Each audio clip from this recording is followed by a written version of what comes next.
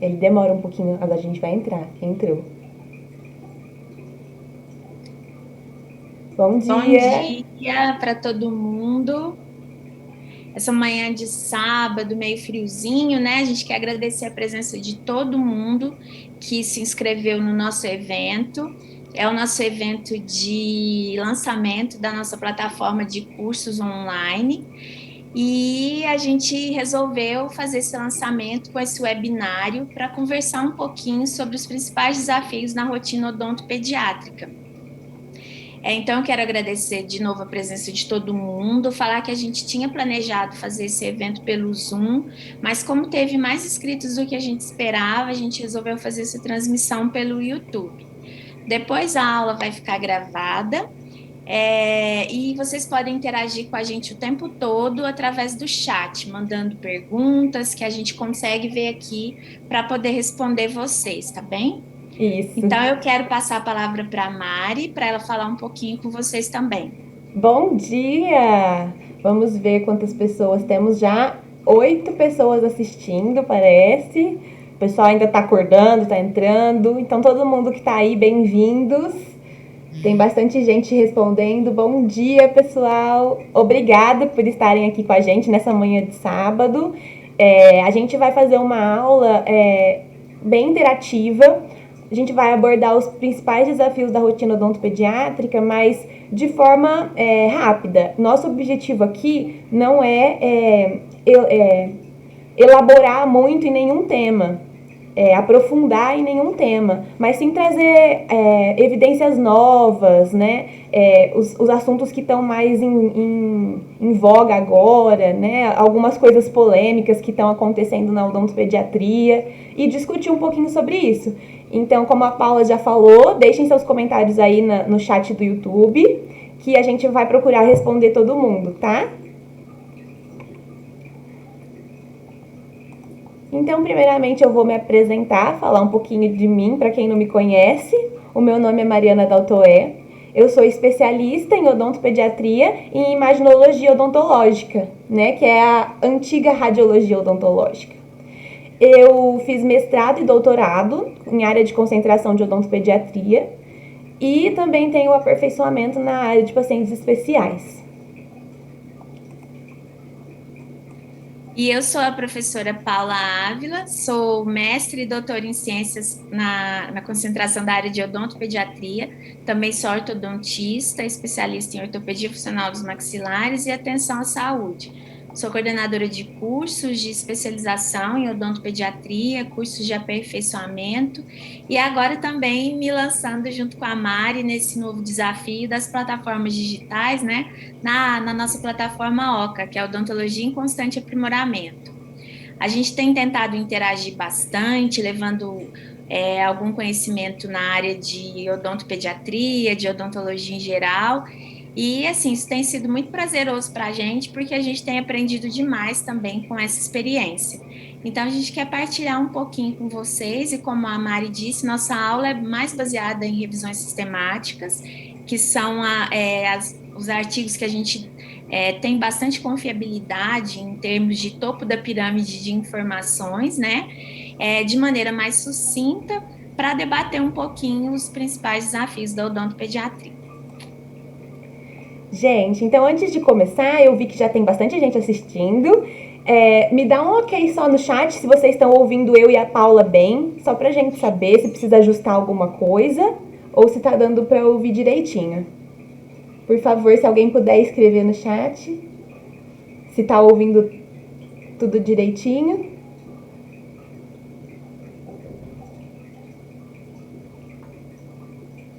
Eu acho que acaba tendo um certo Tem, delayzinho, tem né, um Mari? pouquinho, tem um pouquinho. Aham, Bom, eu acho que ninguém vai me tá tudo responder. bem.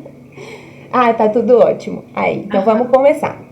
Bom, a gente vai tentar seguir uma linha temporal aqui, de acordo com a idade da criança e como essa criança seria recebida no nosso consultório até passar por procedimentos e tratamentos, certo? Então, qual é o primeiro desafio que a gente selecionou para hoje? As gestantes. Então, a gente sabe que o pré-natal odontológico ele tem que ser inserido, né, no contexto de cuidado da odontopediatria. Mas qual é o principal problema? As mães ainda não têm essa informação. Então, cabe a nós orientar. Não se tem o costume ainda de realizar um pré-natal odontológico, né? E a gente sabe a importância disso.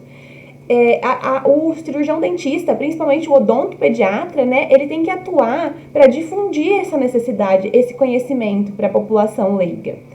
E qual é a vantagem disso, né? Nessa fase, a mãe está suscetível a absorver novas informações. E aí entra a questão de ser muito mais eficaz a prevenção. Se ela está suscetível e ela vai aprender essas informações, ela vai absorver aquele conhecimento e ela com certeza vai colocar em prática quando o seu bebê nascer. Então, isso é muito importante.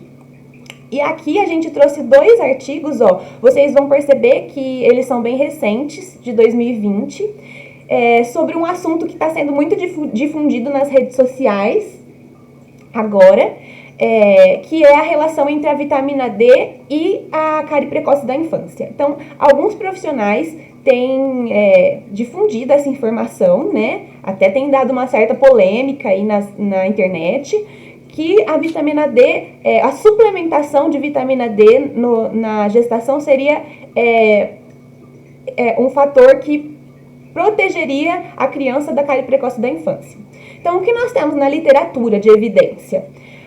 Esse artigo é uma revisão sistemática e o que ele diz? Ele diz que parece existir uma associação.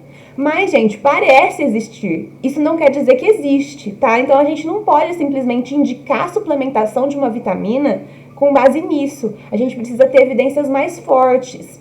E olha esse outro artigo aqui, ó. Ele fala que não foi encontrada relação entre vitamina D e a presença de cárie precoce da infância, né? ECC é a abreviação de cárie precoce da infância em inglês. E ele fala que mais estudos são necessários para se afirmar que a suplementação de vitamina D para gestante ou mesmo para criança, que tem gente falando nessa suplementação até para as crianças, é necessária. Então, a gente tem que tomar um pouquinho de cuidado e tentar sempre permanecer informado de acordo com o que existe na literatura. Como a Paula já falou, nós temos a pirâmide, né, de evidências. E no topo da pirâmide nós temos as revisões sistemáticas, né, as meta-análises, e é isso que a gente tem que buscar, tá?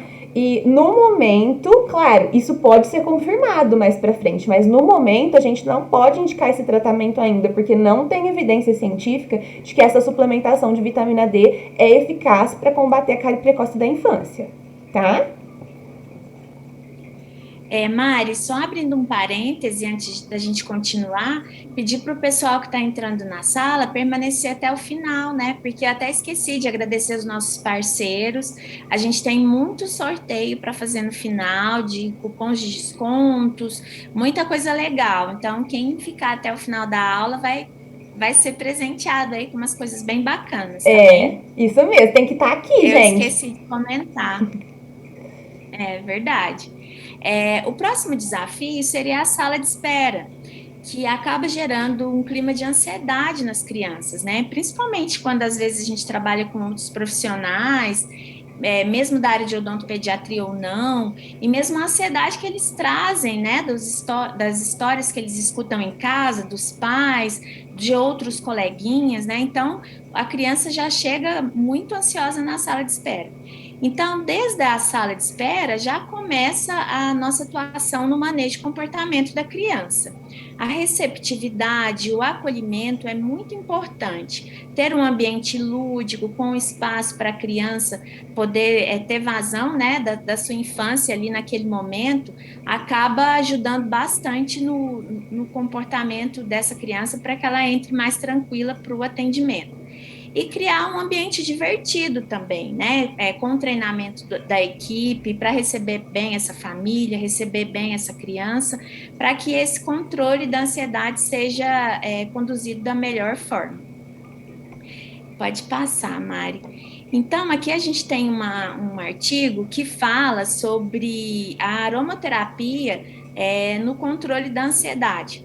A gente tem falado muito nos nossos cursos das práticas integrativas, não só da aromaterapia, mas também da auriculoterapia, da acupuntura, né? A gente sempre explica para as alunas de alguns pontos que a gente pode massagear ou ensinar a mãe também a fazer esse controle para ajudar no manejo dessa ansiedade antes do atendimento. Né? E aqui nesse artigo fala da efetividade da aromaterapia para reduzir essa ansiedade do tratamento dentário, similar a uma intervenção musical. A musicoterapia também entraria como fator lúdico e de controle da ansiedade, né? E o nível de evidência ainda é limitado, mas sabe-se que quanto melhor a criança é recebida e acolhida, melhor vai ser o comportamento dela durante o atendimento. Bom, pessoal, e esse outro trabalho a gente trouxe para mostrar para vocês como a tecnologia, né? Porque hoje nós vivemos uma época que a criança já nasce grudada no celular, no tablet, pode ajudar a gente na questão do controle da ansiedade. Muitos dentistas, odontopediatras principalmente, já têm uma televisão em cima do seu equipo acoplada, coloca desenho e essas coisas para as crianças. Mas na questão da sala de espera, eu acho que isso é ainda mais legal. Olha esse trabalho, eles colocaram uma tecnologia robótica, é um robozinho humanoide. Eles colocaram essa tecnologia na sala de espera para interagir com a criança antes dela entrar para tratamento. Mesmo porque nem sempre vai ser feito um procedimento que a criança consegue ficar assistindo desenho dentro do consultório. Às vezes é bom que a criança preste atenção, e não só o responsável, né? Que ela receba as instruções. Então, para já reduzir a ansiedade na sala de espera, eles colocaram esse robozinho que interagia com as crianças e ele teve sucesso para diminuir o estresse e a ansiedade durante a consulta. Então, o efeito dessa interação com esse robozinho na sala de espera se prolongou até a hora que a criança estava dentro do consultório odontológico. E as crianças, né, que receberam esse contato com esse robozinho tiveram um melhor comportamento.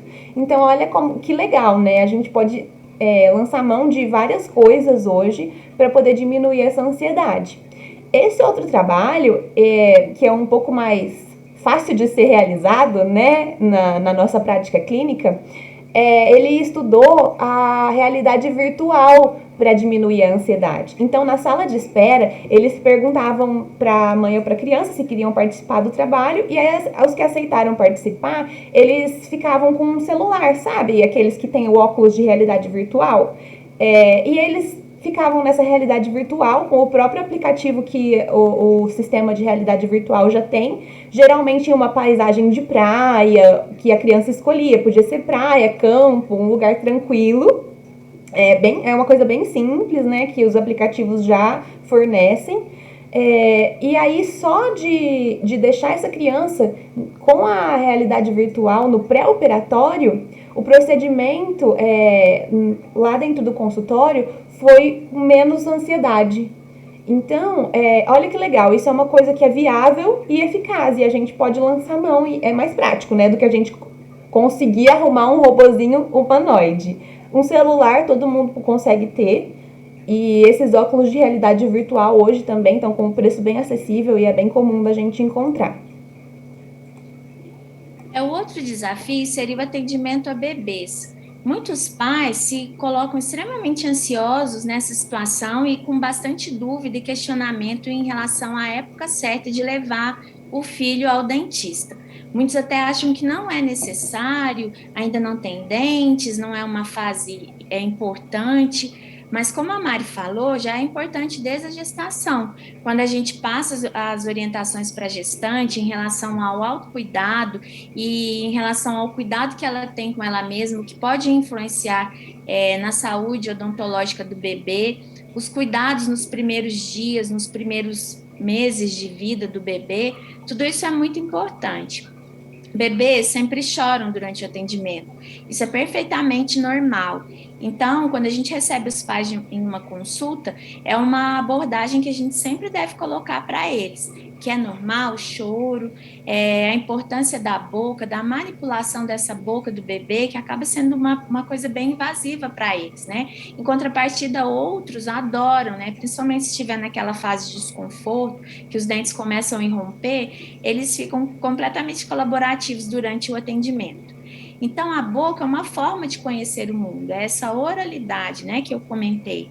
E a higiene bucal, nessa fase, requer muita paciência e insistência também, né? Lógico que, enquanto não tem dentes, e o bebê está amamentando, ele vai ter ali imunoglobulinas que vão proteger essa cavidade oral. Então, não é necessário. Mas a partir do momento que o dente já começa a romper, a higiene bucal já tem que virar uma rotina na vida dessa criança. Gente, Pode falar, Mari. esse trabalho é só para mostrar que isso é uma coisa que já tem bastante evidência, né? Que a saúde bucal, ela deve ser levada em consideração desde a gestação e no recém-nascido. Então ele fala sobre a saúde bucal no recém-nascido e ele aborda que é uma época crítica para a formação dos hábitos. Então, hoje, apesar da gente não indicar mais a limpeza igual antigamente, que a gente falava, né, tem que limpar a cavidade bucal, né? Quando eu estudei era assim. Hoje já não é mais, já foi descartado. Não existe a necessidade de limpar, né, como a Paula já falou. Mas essa fase é uma época crítica para a formação dos hábitos. Então, hábito de manipular a cavidade bucal, estimular com aquela dedeira de silicone para aliviar os sintomas da erupção, né? E aí a criança já vai acostumar a ter a sua cavidade bucal manipulada, já vai ficar mais fácil de escovar quando ele crescer. Então, a partir do primeiro dentinho, aí sim a gente começa a escovar com pasta fluoretada. Tá? Então, só para reforçar as evidências que existem nisso, que já estão bem consolidadas, né? Mas como teve essa mudança recentemente da limpeza da cavidade bucal do bebê, então a gente resolveu trazer hoje para vocês. E o nosso Pode falar, Paulinha, quer complementar alguma coisa? Não. É só lembrando que uma dúvida que os pais sempre colocam também é em relação à quantidade de pasta, né? Sim. Mas acho que o pessoal já deve estar bem antenado em relação a isso. Sim, sempre indicar a quantidade correta, né? É nossa função, né? Como educador em saúde, nós temos que passar as informações corretas. E sempre tá ligado no que tá atual, né? Eu acho que até a gente entra em conflito, a gente vai falar mais sobre isso no final, né, Paula? A gente entra em conflito um pouco, às vezes, com o pediatra, porque os pediatras não costumam se atualizar tão rapidamente nessas questões. Então, muitos ainda indicam a higienização da cavidade bucal que não tem dentes, né? De forma errada, às vezes com produtos que não devem ser utilizados nessa fase. Então, a gente tem que orientar e ter uma conversa também com a equipe que atende aquele paciente. Então, o bebê sempre vai ter um pediatra, é bom a gente ter contato com esse pediatra. Se a mãe relatar que recebeu uma informação, a gente procurar entrar em contato de forma educada, sem conversar, olha, eu sou a dentista do bebê. É até uma forma da gente se impor, né, Paula? E ocupar o nosso lugar no mercado. A gente tem que fazer isso, né? Então, o próximo desafio que a gente vai abordar é a técnica de higiene bucal. Então, como a gente já vem falando, né, quando começar? Qual é a técnica de escovação mais adequada? O uso do fio é necessário? Né? E o uso do flúor, que hoje é muito polêmico. Muitas famílias não querem usar flúor. E a gente tem que respeitar, né? Hoje nós temos alternativas. Mesmo se a gente precisar de uma remineralização, nós temos alternativas ao flúor, né? Nós temos as pastas à base de cálcio e fosfato, que a gente pode lançar mão se for uma família que que se opõe ao uso do flúor, né? Hoje a gente tem bastante opção. Então nós temos que ficar ligados nisso. E a gente trouxe esse trabalho aqui para mostrar, porque a gente ainda tem uma certa dúvida, né? Qual é a técnica de escovação mais adequada? Eu aprendi que é a de base modificada.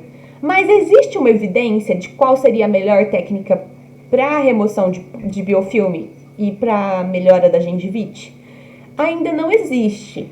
Esse trabalho é uma revisão sistemática, é bem recente, de 2020. Ele avaliou várias técnicas de base modificada, cárteres, fones, scrub, etc.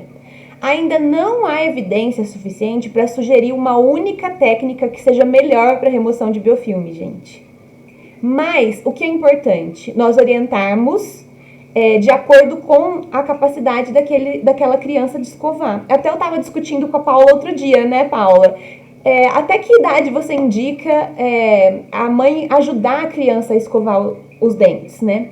Cada criança desenvolve de um jeito. Então, antes a gente falava, por volta dos 8, 9 anos, mas não é toda criança que tem essa coordenação motora bem desenvolvida, porque exige uma coordenação motora fina, refinada, né, para a escovação correta dos dentes, para a remoção do biofilme, principalmente daquela face vestibular, do sulco gengival ali, que é bem difícil remover. Então, a gente até estava discutindo isso, né, Paula? Que quando a criança consegue escrever com aquela letra de mão bem bonita, é porque ela já tem uma coordenação motora mais refinada, né, Paula? Quer complementar? Sim, a coordenação motora fina já desenvolvida, né, com a letra cursiva, com bastante habilidade, aquela letrinha de caligrafia, né? E isso é variável, né? Algumas crianças vão conseguir isso mais cedo, bem porque já são alfabetizadas na letra cursiva, outras vão conseguir mais tarde, isso é muito individual. Mas a gente sempre orienta que os pais mantenham a escovação supervisionada, pelo menos até os 9, 10 anos mesmo. Pelo menos a escovação noturna. Paula, tem uma pergunta aqui, ó. Pode repetir sobre a não higiene da cavidade bucal, por favor, pois perdi. Quer falar? Sim, acho que foi cada uma comentou um pouquinho, né? É porque nessa fase que ainda não tem dentes e a criança amamenta, o leite materno vai ter imunoglobulinas que vão fornecer proteção a essa cavidade oral. E como a Mari falou, antigamente a gente aprendia, né, que já tinha que massagear os rodetes gengivais, que já tinha que fazer higienização com uma fralda umedecida e tal. Quando começam os sinais de desconforto da erupção dos primeiros dentes, aí sim eu posso começar a fazer uma massagem já nessa cavidade, até mesmo para afinar aquele rodete gengival. Mas antes disso, não é mais recomendada a higiene com fralda molhada como se fazia antes. Isso. Acho que tá respondido, né? Se ficou mais alguma dúvida, pode deixar aí nos comentários que a gente repete, tá? Sim, também tem uma outra pergunta aqui, Mari. O uso do fio dental é indicado a partir de qual idade? Então, na realidade... Pode falar. Você quer falar? Pode falar. Na realidade, é a partir do nascimento dos incisivos inferiores. Então, a partir do momento que tem mais de um dente com um ponto de contato, a gente indica o fio dental. Quando a gente não indica nesse momento? Quando os dentes são espaçados. Então, quando a escova consegue, quando você olha, faz o exame clínico e vê que a escova vai ser capaz de remover o biofilme daquela região, tá? Agora, se os dentes forem bem juntinhos, aí a gente já indica a partir do nascimento dos primeiros dentes. Certo? Sim, nem que seja a nível de treinamento, né, Mari? Isso é muito importante. Com a manipulação e criar rotina com os do fio dental. Hoje no mercado a gente tem até aqueles fios dentais que tem o cabinho, né? Que ajudam muito nessa parte lúdica e de manejo também de comportamento para criar o hábito para o uso do fio dental. Sim, o hábito é muito importante. Então, quanto antes a gente puder instituir o hábito, melhor. Então, às vezes, eu costumava falar para as mães no consultório, assim, se for espaçado o dente, durante as escovações do dia, não precisa passar o fio dental. Mas à noite, para a questão de você se treinar o seu bebê, você usa o fio dental, mesmo que seja espaçado. Porque aí já vai treinando também a mãe e a criança a criar esse hábito, né, Paula? Porque às vezes a própria mãe não consegue criar esse hábito de higienizar o dente do filho. Isso é muito importante. Aí, ó, alguém colocou, prefiro recomendar já com 2 dentes para criar rotina e costume na criança. É isso mesmo, é muito importante. E teve, eu acho, mais uma pergunta. Não, a Milene tinha perguntado, mas ela apagou. Então já deve ter esclarecido. Bom, então vamos continuar. Próximo desafio é a amamentação, né? Que hoje em dia tem sido muito discutido. Ainda bem que as pessoas estão falando sobre isso, incentivando a amamentação, né? Porque teve uma época aí há um tempo atrás, quando a mulher começou a se inserir no mercado de trabalho, né, Paula, que a gente viu que deu uma reduzida na amamentação, mas agora está voltando a se dar importância à amamentação e ela realmente é muito importante, né? A gente sabe todas as vantagens da amamentação no crescimento, no desenvolvimento crâniofacial, né? Claro, algumas mulheres não podem amamentar, mas aí hoje também a gente tem opções válidas, né, para poder ajudar essa mãe que não consegue amamentar, mas quando ela pode amamentar, a gente tem que orientar sim e tem que incentivar. Sim, o processo de amamentação, ele obedece também um contexto histórico-social do papel da mulher na sociedade. Por isso essas mudanças, né, nesse contexto. A gente até comenta sempre sobre a medicina higienista, né, quando começou a se pregar isso historicamente, a amamentação voltou a ter um contexto de importância. E lógico que depois da Revolução Industrial, quando entraram as fórmulas, né, e a introdução da mulher no mercado de trabalho, houve uma queda nesse contexto e agora uma retomada. Mas é que nem você falou, é muito importante o movimento da mandíbula, né? Que a criança faz, essa propulsão mandibular para fazer a pega no mamilo da mãe, para poder estimular esse crescimento e esse desenvolvimento craniofacial, o vedamento labial, a respiração bucal, e evitar, assim, associar com hábitos ou uso de mamadeira para evitar a confusão de bicos. Lógico que acaba sendo uma expectativa muito grande da mulher a possibilidade de amamentar, mas para algumas é impossível, né? Porque por algumas circunstâncias sistêmicas ou fisiológicas, mas que nem você falou, a gente tem opções válidas que podem ser realizadas de maneira adequada, como por exemplo o furo do bico da mamadeira bem pequeno para exigir aquele esforço muscular da criança, o revezamento de lados da mamada para desenvolver um crescimento mais simétrico. Então, assim, são orientações que o dentista pode passar, né, nesses desafios da amamentação para ajudar a criança, né, e a mãe nessa abordagem. Sim, com certeza, perfeito. Gente, aqui é um trabalho de 2021, ó, e o que eles avaliaram, né? A relação entre amamentação e cárie precoce da infância. Então tá bem na moda, né, também agora nas redes sociais, aqueles posts, leite materno não causa cárie, né? E não causa mesmo. E a gente tem que orientar, mas nós temos que ter cautela na orientação. Por quê? Se a mãe amamenta no peito ou com mamadeira prolongadamente, então o que acontece? Esses dois fatores, tanto a amamentação quanto a mamadeira noturna, eles vão estar sim associados à cárie precoce da infância. Por quê? Porque nessa época, geralmente a criança já está comendo. Então, tem que ficar bem claro que não é o leite materno que causa cárie, mas sim, talvez aquela mamadeira noturna com açúcar, as coisas que a mãe está oferecendo durante o dia para a criança comer. Então, qual é a nossa conduta? Nós vamos remover a amamentação noturna? Não. A não ser que a mãe faça alguma coisa, por exemplo, colocar Nescau na mamadeira. E a gente vai orientar, falar, tenta não colocar o Nescau, né? Vamos trocar esse jeito que você está preparando a mamadeira. Mas a gente prefere orientar a higiene e a frequência de alimentação. Dos outros alimentos, né? Então, só para deixar claro, porque entrou uma modinha aí, né, Paula, de leite materno não causa cárie, leite materno não causa cárie, leite materno não causa cárie mesmo. O que pode causar a cárie precoce da infância é a associação de vários outros fatores. Então, não é porque leite materno não causa cárie, né, que a gente não vai orientar a higiene, sendo que o bebê, que é mais velho, que está com uma amamentação prolongada, ele já ingere outros alimentos e que muitas vezes são cariogênicos. Quer complementar, Paula? É verdade, Mari. Muitas vezes a gente tem que trazer os pais essa consciência, né, de que a associação de outros alimentos, mais a falta de higienização, vai provocar o problema. Isso.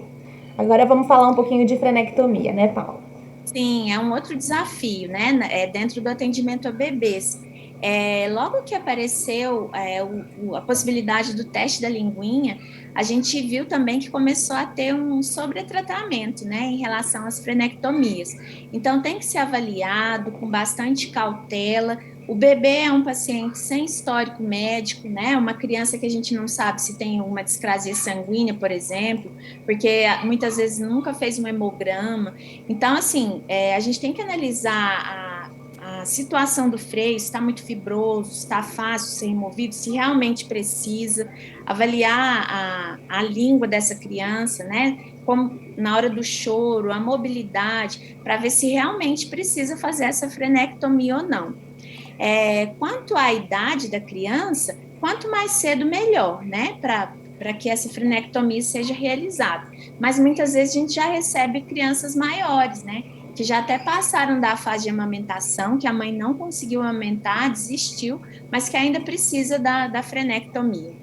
Então, a detecção precoce é importante, né? Muitas vezes ainda é feita na maternidade, mas muitas crianças recebem alta e depois o pediatra acaba percebendo no consultório e indicando para o cirurgião dentista para que seja feita. E mais uma vez, vamos analisar com cautela, porque dependendo da situação do freio, às vezes é importante a criança fazer essa frenectomia com algum respaldo médico, não necessariamente só no consultório. Obedecendo o protocolo de Martinelli de 2013, que é bem ilustrado em relação às indicações das frenectomias, né? E no caso de dúvida, não fazer, acompanhar, né, e fazendo os testes após 30 dias. Isso mesmo, perfeito. Agora a gente vai falar um pouco sobre dieta, gente, né? Que é um grande problema. Na verdade, é um dos maiores problemas da odontopediatria, né? Que são os alimentos cariogênicos. Então, nós sabemos que cada vez mais nós consumimos produtos industrializados com açúcar. Nós sabemos que nós temos alternativas como xilitol e algumas outras hoje, mas que ainda não, os produtos que contêm ainda são caros, às vezes não é todo mundo que consegue ter acesso a esses produtos, né? E como a gente vai orientar ou tentar intervir nessa condição? Porque a gente sabe que é difícil, né? Será que aquela família vai aderir às instruções? Porque geralmente a família ela tem o hábito, né, em conjunto. Então, se o filho tem o hábito de comer doce, geralmente a mãe tem o hábito. Então, é muito difícil a mãe parar de comprar aquele tipo de alimento, né? Às vezes um chocolate, bala.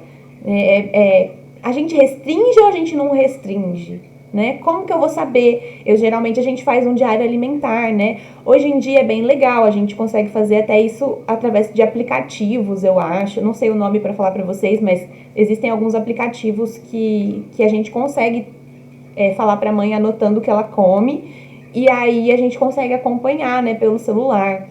Então o diário alimentar é importante, falar para a mãe anotar tudo que aquela criança comeu, mas também não é 100%, né? A gente sabe que às vezes o que vem escrito ali não condiz com o exame clínico, o que a gente está vendo ali naquela cavidade bucal. E aí o que fazer, né? A gente Mari, só abrindo um quer parênteses, eu sempre complementar? falo para as alunas a importância do diário alimentar. Sim. Muitas vezes a gente negligencia o diário alimentar por conta da correria, né? Mas ele é importantíssimo para estabelecer o risco e atividade diária da criança e fazer as mudanças de rotina, as intervenções, né? Para que o protocolo de tratamento seja efetivo, né? Obedecendo as individualidades de cada um. Porque a nossa tendência é atender todos os pacientes da mesma forma. E, na verdade, cada um tem a sua peculiaridade. Então, é muito importante para a gente individualizar os nossos protocolos, o nosso atendimento e fazer intervenções assertivas em relação à abordagem do nosso paciente. Sim, perfeito, Paula. Excelente. Bom, e esse trabalho aqui, gente, olha que legal. Ele é um trabalho muito recente, de 2021, saiu agora. E o que eles viram? Eles avaliaram, foi na Noruega, mas a gente sabe que hoje a gente, com a globalização, não tem muita diferença de alimentação, não tem tanta diferença de alimentação assim. Os produtos têm açúcar aqui, tem açúcar lá. Mas o que eles avaliaram? Eles avaliaram o desgaste dental erosivo em dentes descidos. E, gente, olha que interessante. Eles avaliaram somente a faixa etária de 5 anos. 5 anos de idade. E olha os resultados que mostraram. 80% das crianças com 5 anos tinham desgaste erosivo, principalmente nos dentes anteriores e nas cúspides de molares. E desgaste erosivo, gente, por alimentação ácida, né, combinada com alguns outros fatores, como, por exemplo, ranger os dentes. Então, a criança que consumia alimentos ácidos e tinha esse desgaste, tinha uma piora do quadro por associação com o bruxismo, por exemplo. E também eles viram que foi pior em meninos. Então, olha que importante esse artigo, pra gente estar antenado. O desgaste erosivo está aumentando muito por conta da alimentação, né? Então, a gente aqui no Brasil ainda não tem estudos, mas eu acho que com esses estudos que estão saindo fora, né, com certeza vai ter um estudo aqui daqui a pouco, avaliando a nossa população, e eu tenho praticamente certeza de que os achados vão ser os mesmos. Vai ter muito desgaste erosivo, porque a gente vê acontecer, né, Paula? Sim, Mari, até as questões que a gente tem escutado falar muito sobre o envelhecimento precoce, né, dos Sim. dentes, que já pode ser detectado na dentição mista. Então, a gente tem que ficar atento, né, porque é uma coisa que vai estar fazendo parte cada vez mais do nosso dia a dia. Então, a gente tem que saber diagnosticar e tem que estar informado em relação a isso. Sim, com certeza. Teve uma pergunta aqui, antes de passar para o próximo tópico, vou só ler para você, tá? Existem estudos que indiquem algum tipo de prejuízo ao bebê quando utilizado leite industrializado, no caso da mãe ser impossibilitada de amamentar? Acho que quer dizer se for uma fórmula ou se depende um pouco, né? Se for fórmula ou se for aqueles leites comerciais, tipo ninho, porque existe uma diferença também, né? Existem tipos e tipos de produtos que estão nas prateleiras Sim, e Mari. Geralmente as fórmulas são indicadas pelos médicos, a fórmula sim, ideal que a criança precisa utilizar, de acordo com a faixa etária que ela tá, né? Quantos meses e tudo mais. Na verdade, cabe a nós orientar a não misturar farináceos, chocolatados nessa fórmula, né? E orientar em relação ao furo do bico, né? Da mamadeira, para poder criar aquele estímulo muscular adequado, né? Mas as fórmulas geralmente já são prescritas pelo médico, pelo pediatra da criança. sim. Ele perguntou: existem estudos? Existem. A gente não trouxe nenhum e eu não sei se existem estudos recentes, porque faz algum tempo que eu não pesquiso, mas eu posso pesquisar para você isso se tem algum desse ano, alguma coisa que aborde. Mas existe estudo abordando principalmente esses produtos, né, que se passam por leite de consumo infantil, por exemplo, do ninho, né? Até citei marca. O nosso vídeo vai ser cortado do YouTube. Que estimula as mães comprarem, né? Que tem lá a idade, mais cálcio, mais isso, mais aquilo, né? Então até teve uma polêmica esses tempos atrás sobre isso, porque eles colocam informações ali que não necessariamente condizem com o que ele oferece para a criança na realidade. Então existe estudo sobre isso sim, tá? Depois eu posso te mandar. A Milene falou, às vezes uma avaliação de fisioterapeuta, manipulação de osteopatia pode ajudar na correta postura muscular durante a amamentação e melhora da eficiência da pega e movimento de deglutição, língua e lábios. Isso mesmo, ajuda mesmo. A gente Sim, vai falar mais pra frente, né, Paula, é um estudo novo dentro da ortopedia funcional dos maxilares, né? Na verdade, um gancho muito legal, interdisciplinar, que a gente tem estudado e aprendido a fazer junto com os fisioterapeutas. Infelizmente, muito difícil achar um especialista osteopata que atenda bebês, porque ainda é uma área nova, são poucos no Brasil, mas os que tem são realmente muito referenciados.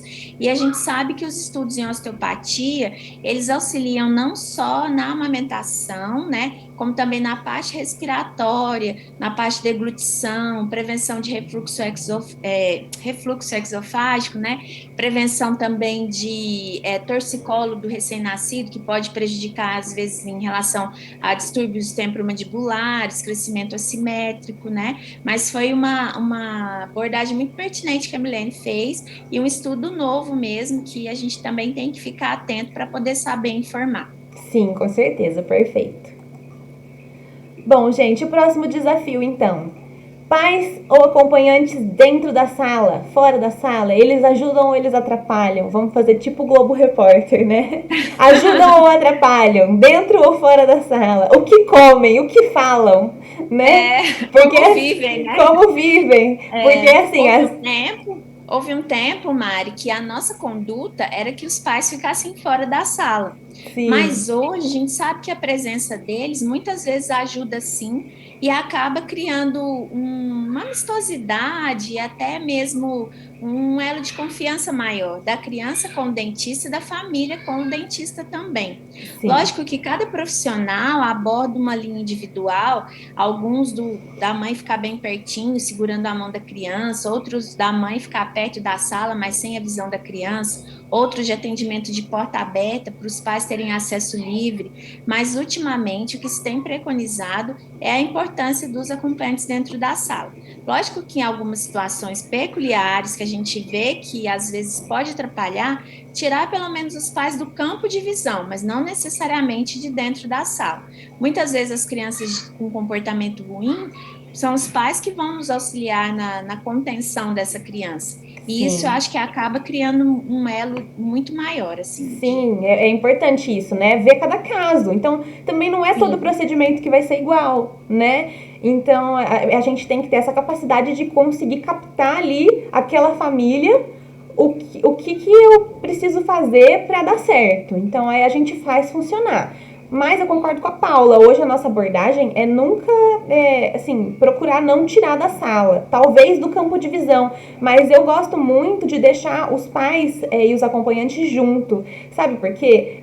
Hoje, os pais têm uma tendência, né? Os pais da nossa geração, assim, tem uma tendência a delegar as funções. A gente vê pelo comportamento da criança. Claro que a gente não vai abordar isso porque isso é uma questão psicológica, comportamental, social e eu não tenho nem competência para falar sobre isso.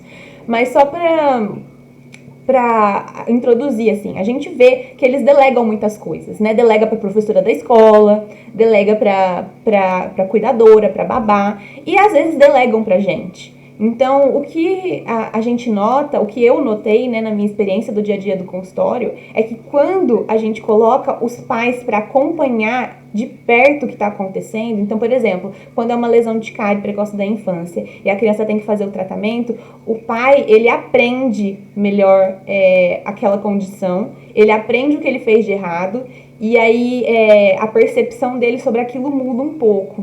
Então, isso é a minha opinião só, tá, gente? Às vezes é legal deixar os pais viverem aquele momento, né? Porque o que acontece? Às vezes o próprio responsável fala, ai, não tô aguentando esse choro, vou sair. Mas por que ele vai sair? Por que ele não tá aguentando aquele choro, entendeu? Então, assim, ele tem que participar, é filho dele. Então, vamos prestar atenção nesses detalhes também, porque às vezes é um fator até educacional para os pais, né? Não sei se você concorda, Paula. concordo sim. No consultório eu fazia assim, às vezes fazia bem isso, assim, dava uma função para essas mães ou pais que queriam sair, tipo assim, esquivar da responsabilidade de estar ali com o filho e dava alguma função para ele fazer, ou segurar o sugador, ou alguma coisa que não fosse tão importante para ele participar ali daquele momento. Porque além de tudo ele valoriza mais também, né, o seu Gera tratamento. comprometimento, né, com a saúde do Sim, filho. sim. Então a gente tem que observar o contexto ali, as peculiaridades daquela família, né? Pra decidir o que a gente vai fazer. E aí a gente trouxe esse trabalho aqui, gente, de 2019, que ele avaliou a atitude dos pais perante as diferentes técnicas de manejo que a gente usa na odontopediatria.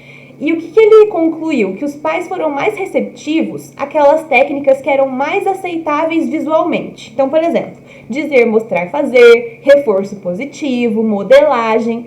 E as técnicas mão sobre a boca e controle de voz, por exemplo, não foram bem aceitas nesse trabalho de 2019.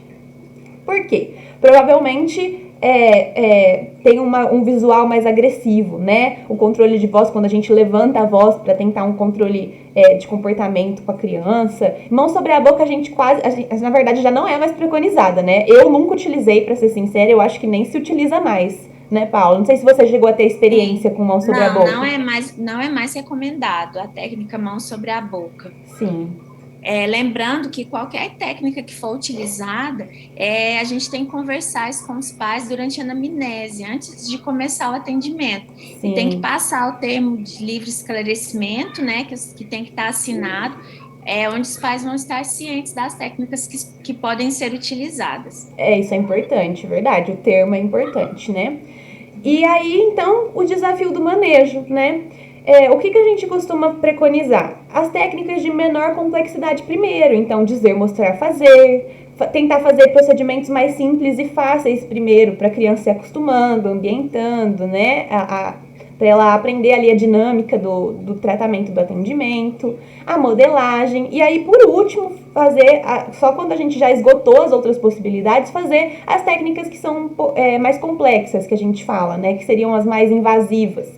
A esterilização protetora, por exemplo, ou em casos de urgência, quando a gente tem que realizar aquele procedimento ali rápido, por exemplo, casos de trauma, né, que às vezes não é possível conseguir um manejo do comportamento naquele momento, porque tá todo mundo bem desesperado, né, a criança às vezes tá com dor, e às vezes a gente não tem tempo hábil para fazer um manejo adequado do comportamento.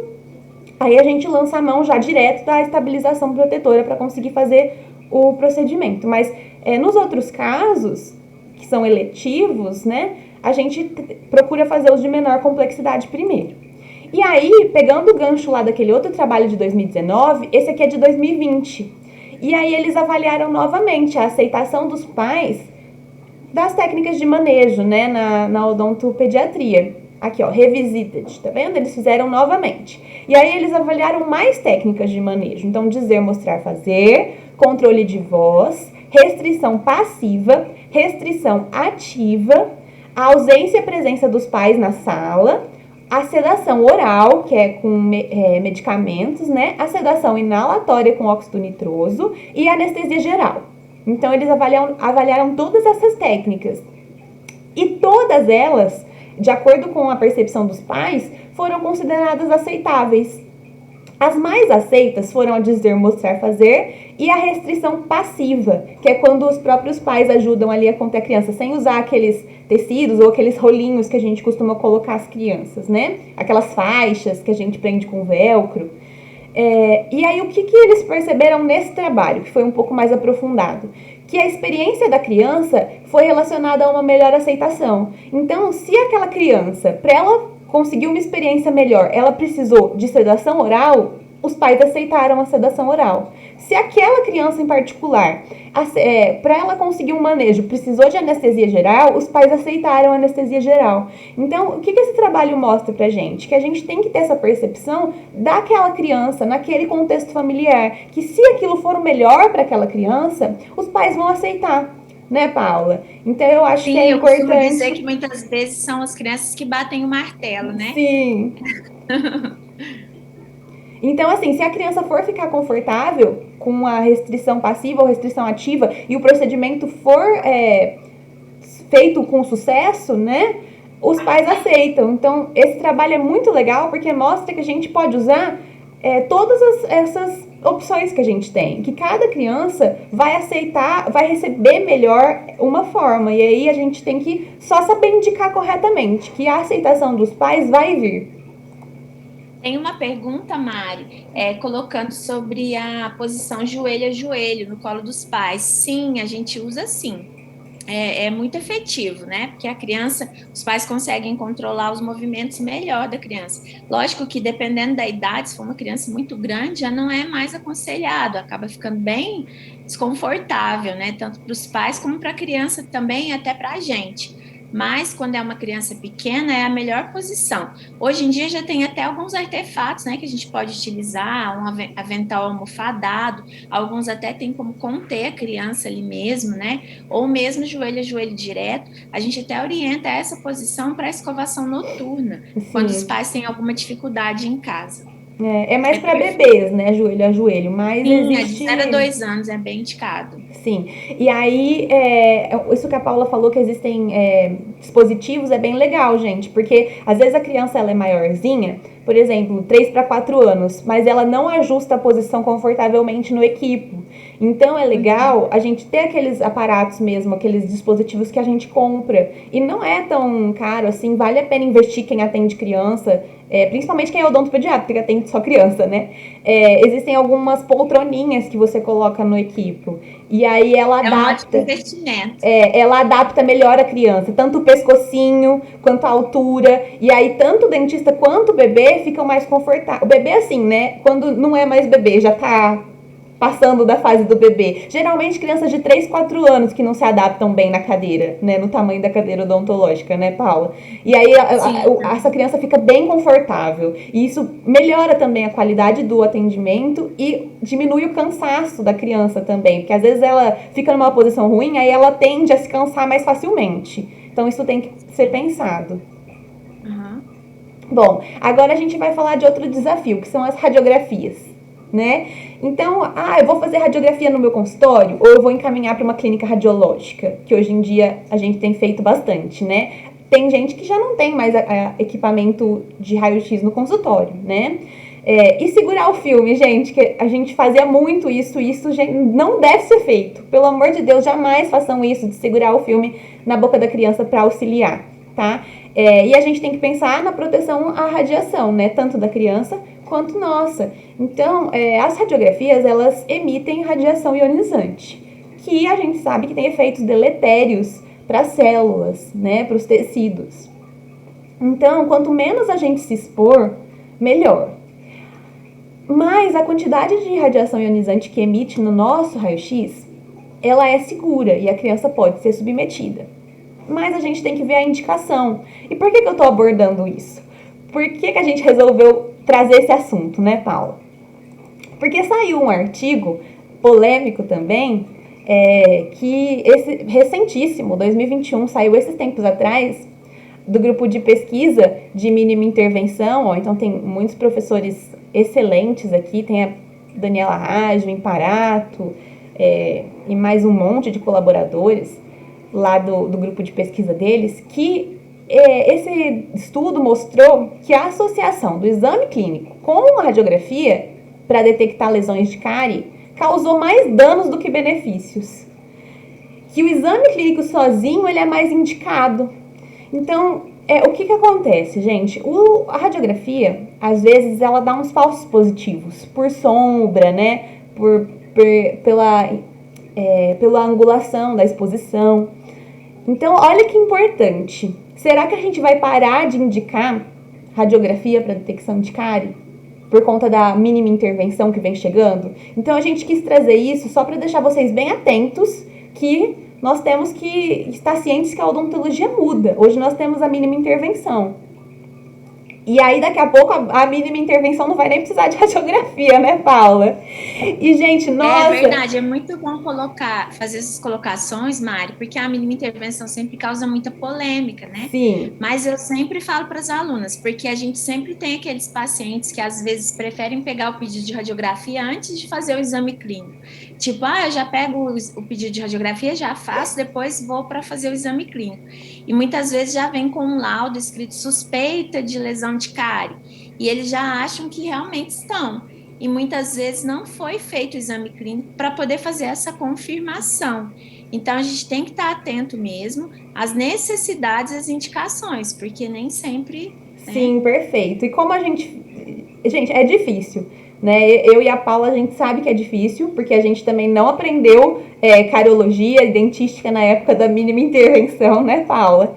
Mas a gente tem que estudar para isso, a gente tem que aprimorar nosso conhecimento para isso, porque a gente tem que entregar o que é melhor para o nosso paciente. E a mínima intervenção, tô deixando claro aqui, a mínima intervenção, gente, já está mais do que comprovada, tá? Que ela tem benefícios e ela deve ser a escolha. Já não está mais justificado hoje a gente remover totalmente a lesão de cárie e ocasionar uma pupotomia no paciente, por exemplo. Tá? Isso é considerado negligência e atrogenia hoje, né, Paula? E a gente fazia isso antigamente, então a gente tem que se atualizar. A Milene comentou aqui no chat, muito pertinente, a clínica soberana. Sim, perfeito, Milene. Tem que fazer as observações. E, gente... E observar a idade do dente descido também, né? Sim. Se é um dente que já está prestes a ser esfoliado, se é um dente descido jovem, né? Assim como um permanente também, da mesma forma, né? Assim, se é um dente recém-rompido, né? Para poder saber qual abordagem a gente vai fazer. Assim como a abordagem do paciente é individualizada, do dente também é. Sim, perfeito. E aí, gente, o que eu escuto, né, às vezes? Ai, Mariana, mas você é radiologista. Você vai falar que não vai mais utilizar radiografia para detecção de lesão de cárie? Ué, gente, se for o correto, eu sou radiologista, mas eu sou odontopediatra também. E eu vejo muita radiografia de criança no meu dia a dia. Né? Às vezes as pessoas vêm me perguntar também, porque às vezes é um dentista que é clínico e atende criança, não é odontopediatra, e me manda a radiografia para ver. Ah, você acha que eu abro esse dente?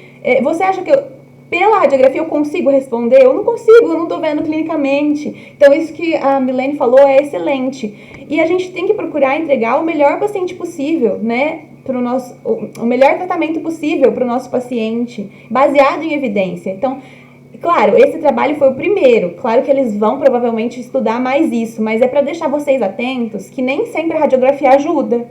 Às vezes ela atrapalha na questão da mínima intervenção. Né? E eu sou radiologista, mas eu defendo a indicação correta da técnica, porque eu vejo muito, né, até odontopediatras indicando, por exemplo, uma radiografia periapical para verificar a lesão de cárie, e não é a técnica mais adequada. Para verificar a lesão de cárie, profundidade de cárie, é melhor uma bite wing. Então, assim, só a indicação incorreta, por exemplo, de uma periapical já pode dar um falso positivo ali e atrapalhar o diagnóstico. E aí você vai abrir um dente que não tinha necessidade de ser aberto. Então, a gente tem que saber indicar e a gente tem que saber tudo que as evidências estão trazendo pra gente ter uma entrega clínica melhor, né, Paula? Quer complementar alguma coisa? Com certeza. Acho que você falou tudo, Mari. O próximo desafio é a anestesia, que sempre gera medo, ansiedade. Agora no mercado a gente encontra alguns dispositivos, né, para tentar amenizar isso, mas alguns são legais, outros nem tanto, né? Agora lançaram até uma seringa carpool descartável, até adquirir para poder experimentar, muito leve, que acredito que faça com que o procedimento da anestesia fique bem mais confortável mesmo. Lembrando que é sempre importante o gotejamento e a introdução parcial e gotejamento intercalado para diminuir a dor. Existem dispositivos também computadorizados, como o Morpheus, por exemplo, que é bastante efetivo em minimizar o desconforto tanto da aplicação da anestesia, como o desconforto pós-anestesia também, né? Levar em consideração qual anestésico utilizar, lembrando que a bupivacaína não é indicada para crianças menores de 4 anos por causa da durabilidade do efeito anestésico e do risco de acidentes pós-anestesia, como mordedura, por exemplo, e a criança lesionar a boca, né? Levar sempre em consideração a presença do vasoconstrictor, utilizar as técnicas de manejo de comportamento para tentar amenizar esse momento, né? Isso funciona demais, né? E as tecnologias, como eu disse, né, dos novas seringas, novas técnicas computadorizadas que estão aparecendo. Então, a gente tem que ficar antenado em relação a essas novidades, né? E levar em consideração também os nossos pacientes especiais, porque muitas vezes a gente anestesia a criança e acha que todas vão comportar da mesma maneira. Aí esse artigo mostra que a incidência de úlceras traumáticas acontece muito mais em crianças que têm deficiência intelectual em relação ao grupo de crianças sem deficiência. Então, saber como explicar para a família, como vai ser essa sensação, como proceder pós-anestesia é muito importante. E tentar explicar para a criança também e conduzir tudo isso da melhor forma. Já existem alguns adesivos de lembrete, a gente também pode utilizar a técnica de ter coisas geladas no consultório, picolé, chup-chup, para poder criar uma distração e o gelo amenizar esse desconforto também, né, pós-anestésico, para evitar esses acidentes, né, que eles aconteçam depois. Gente, e aqui é um outro trabalho que eu achei legal trazer por causa dessa questão da indicação das técnicas de manejo e tudo mais. O que esse trabalho mostra? Ele é de 2020 também, bem recente. Esse caso aconteceu num paciente autista. Então, o paciente tinha 6 anos, é um paciente de difícil manejo do comportamento, né? O autismo, a gente sabe que às vezes é bem difícil o manejo, ele tem algumas particularidades, ele não era um paciente colaborador, né? Apesar da tentativa das técnicas menos invasivas, então foi decidido fazer um procedimento ambulatorial com sedação de óxido nitroso e anestesia computadorizada. Por exemplo, o Morpheus que a gente tem aqui disponível. Ok, indicou sedação com óxido nitroso, mas esse paciente, ele era bem difícil, então ele teve um movimento inesperado. E aí o que aconteceu? Fraturou a agulha.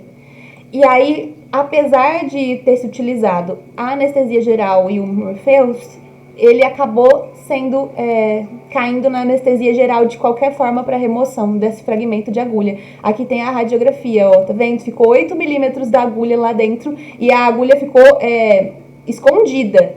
Teve que ir para anestesia geral para poder remover, porque não dava para remover, não dava para enxergar mais essa agulha. Então, assim, a gente só quis trazer esse trabalho, né, Paula, para mostrar a importância da indicação e da avaliação caso a caso. Então, não é porque a gente trabalha com óxido nitroso, porque a gente tem Morpheus, porque a gente tem as tecnologias todas e fez os cursos que a gente sabe indicar.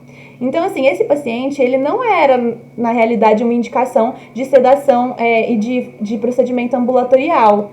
Provavelmente, ele era um paciente que se mexia muito. Então, a gente sabe que para fazer a sedação com óxido nitroso, o paciente ele precisa ter uma certa colaboração para usar a máscara, para conseguir respirar o gás, né? Então, assim, talvez tivesse sido melhor. Claro que a gente não vai julgar o profissional, né? Todo mundo comete erros. Esse trabalho é justamente para mostrar que todos nós estamos sujeitos a isso e para mostrar a importância da gente pensar muito bem cada caso, de se avaliar, né? A gente tem que indicar corretamente. Então, assim, às vezes a gente tem um pouco de receio de mandar para anestesia geral, mas às vezes é a melhor opção, né? Porque esse paciente acabou caindo de qualquer forma na anestesia geral, né, Paula? E, mais uma vez, a importância do protocolo individualizado, né? Não é porque a gente tem um recurso, como a sedação, que é ótima, que ela vai servir para todo mundo, né? A gente tem que fazer abordagem individualizada mesmo. Sim, e a gente sempre bate nessa tecla, né, Paula? De individualização, para tudo. Para tudo a gente tem que individualizar. Tem uma pergunta, Mari, no chat, sobre a panorâmica, aos 7 anos para avaliação de anormalidades ósseas. Eu acredito que até antes disso, né, a gente preconiza às vezes entre 4 e 5 anos a primeira panorâmica, para ver a presença dos permanentes em formação, se há a presença de supranumerários, agenesias, ou mesmo alguma outra anormalidade, como anomalias dentárias, como odontoma, por exemplo, anomalias de formação, né? Então, é uma radiografia muito importante na odontopediatria, mas para diagnóstico de cárie ainda é a interproximal. A panorâmica, eu falo que é a nossa bola de cristal em relação ao desenvolvimento e crescimento dentário. Espaço, tamanho dos permanentes em formação, né? Assim, ela nos mostra muitas coisas, mas para diagnóstico de cárie é a interproximal. Sim, isso, perfeito, falou tudo. A panorâmica é muito válida, a gente usa e a gente recomenda, e mesmo se o paciente não tiver nada clinicamente, igual a Paula falou, por volta que ela, como faz ortodontia, né, por volta de 4, 5 anos, agora quem não trabalha com essa parte da ortodontia também pode prescrever uma panorâmica, às vezes um pouco mais tarde também, ou com 4, 5 e depois alguns trabalhos até falam que com 9, 10, né, Paulo? Se não me engano, repetir. Sim, por causa da posição do canino. Repetir para ver a posição do canino. É importante, Mari, colocar que é importante saber analisar uma panorâmica. Sim. Não é só o método visual, existem traçados de radiografia panorâmica que são importantes para o conhecimento do odontopediatra, para ver a angulação do canino, se é necessário uma extração seriada, por exemplo, né? Perfeito. Para poder trabalhar de forma já interceptiva para evitar uma maloclusão. Isso mesmo, perfeito. Fora que a panorâmica, às vezes, a gente acha coisas, né? Igual a Paula falou, supranumerário, odontoma. Então é importante em certo momento fazer. Às vezes um dente que não está irrompendo tem alguma coisa ali atrapalhando. Às vezes um odontoma é muito comum. Supraodontoma, a incidência é bem alta. Eu vejo bastante isso no dia a dia da radiologia. Então, gente, tem bastante gente com a gente aqui, temos bastante gente assistindo. Eu queria lembrar vocês de ficar até o fim, porque vai ter sorteio e só vai ganhar quem estiver aqui com a gente. Então, se precisar fazer alguma coisa, dá uma saidinha, deixa ligado e depois volta, né, Paula? Para poder participar dos nossos brindes. Bom, então continuando, agora o nosso próximo desafio, a gente vai falar de HMI, que são os efeitos de esmalte, né? Então, a gente sabe que tem aumentado os casos de defeitos de formação de esmalte. A gente tem visto isso muito recorrente na rotina clínica. E o que é importante? Claro que não dá para falar tudo de HMI agora, porque a gente tem muita coisa, é um assunto extenso. Mas eu vou tentar falar mais ou menos o que é importante no geral.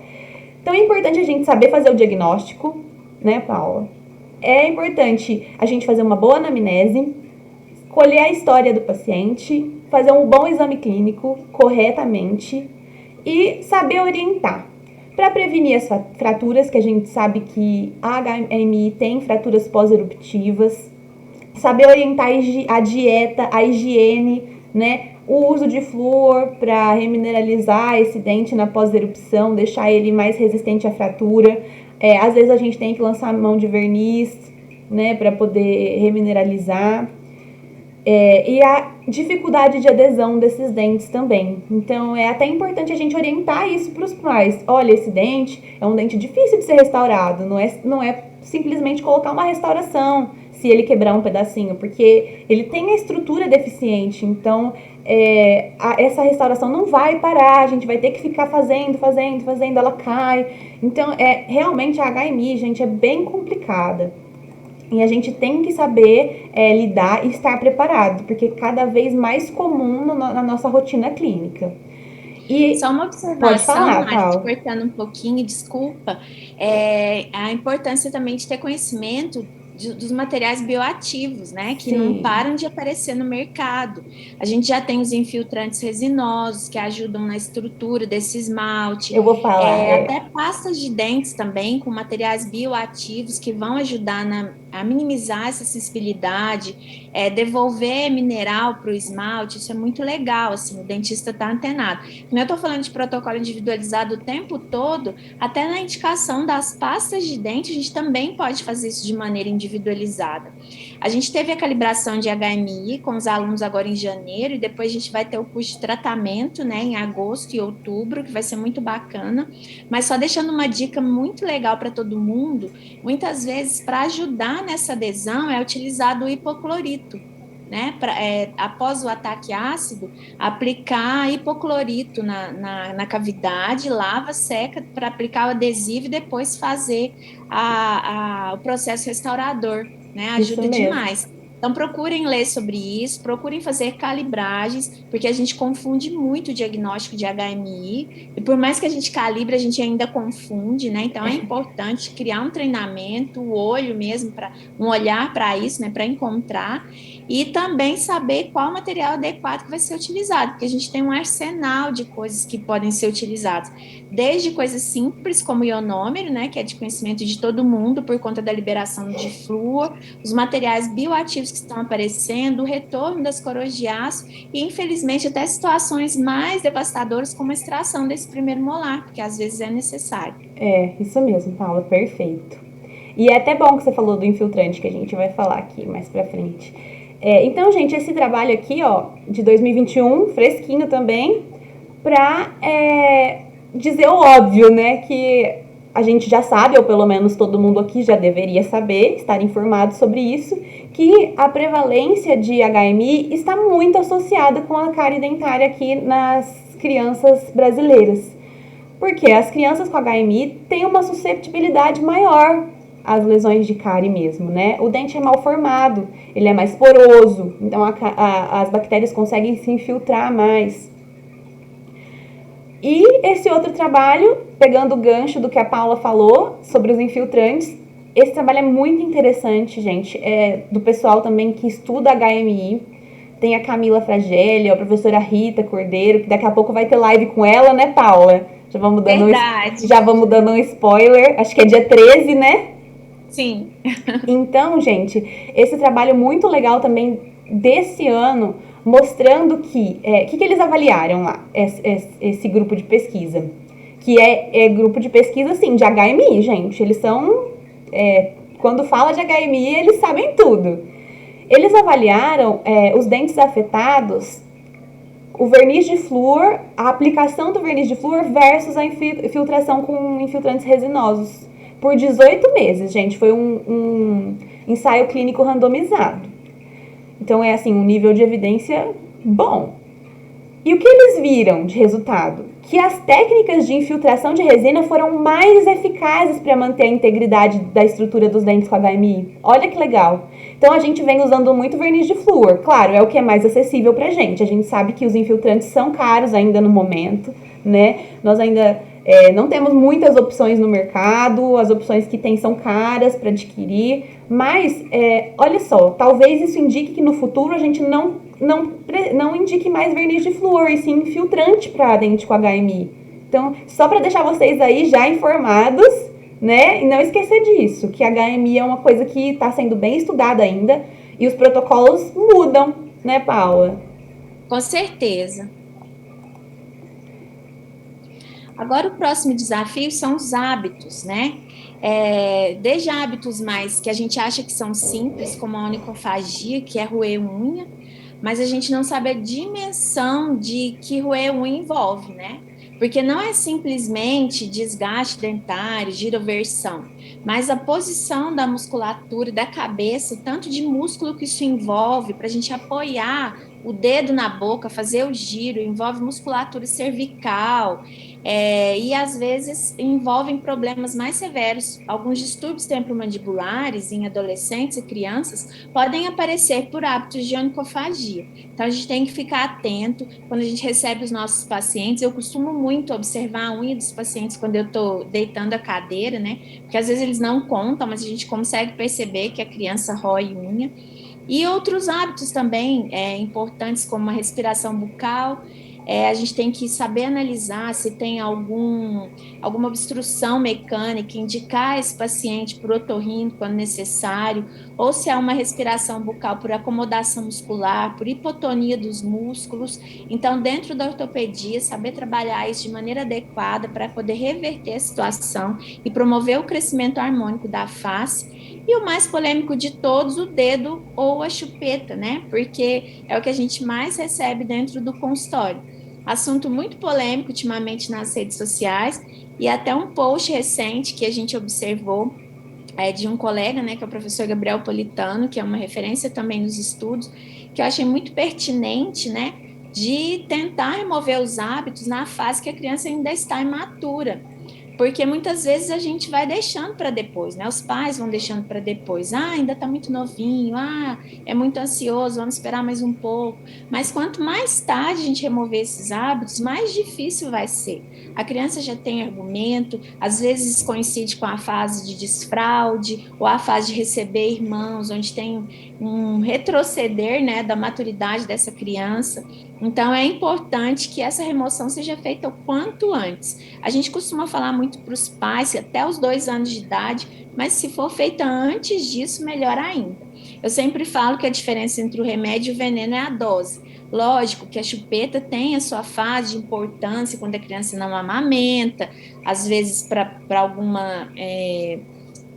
como se diz, suprir alguma necessidade de sucção, mas quanto mais a gente deixar isso começar a confundir com fatores emocionais, pior vai ser o resultado, né? Porque causa uma deformidade óssea, mordidas abertas, não só o afastamento dos dentes, mas um crescimento divergente de maxila e mandíbula, que acaba comprometendo toda a face e criando outros problemas paralelos a isso. Pode passar, Mari. Aqui um trabalho, um artigo da ortopedia funcional dos maxilares, falando da importância da respiração bucal e relacionando com os distúrbios respiratórios do sono, porque a gente tem enfatizado muito a importância de saber como a criança dorme. Os distúrbios do sono têm sido muito estudados ultimamente, né? A gente tem falado muito sobre bruxismo, sobre sono agitado, higiene do sono, e a gente sabe que isso também acaba influenciando na respiração e nos fatores de crescimento maxilomandibular da criança. E uma questão que os pais sempre colocam sobre a idade certa de colocar o aparelho.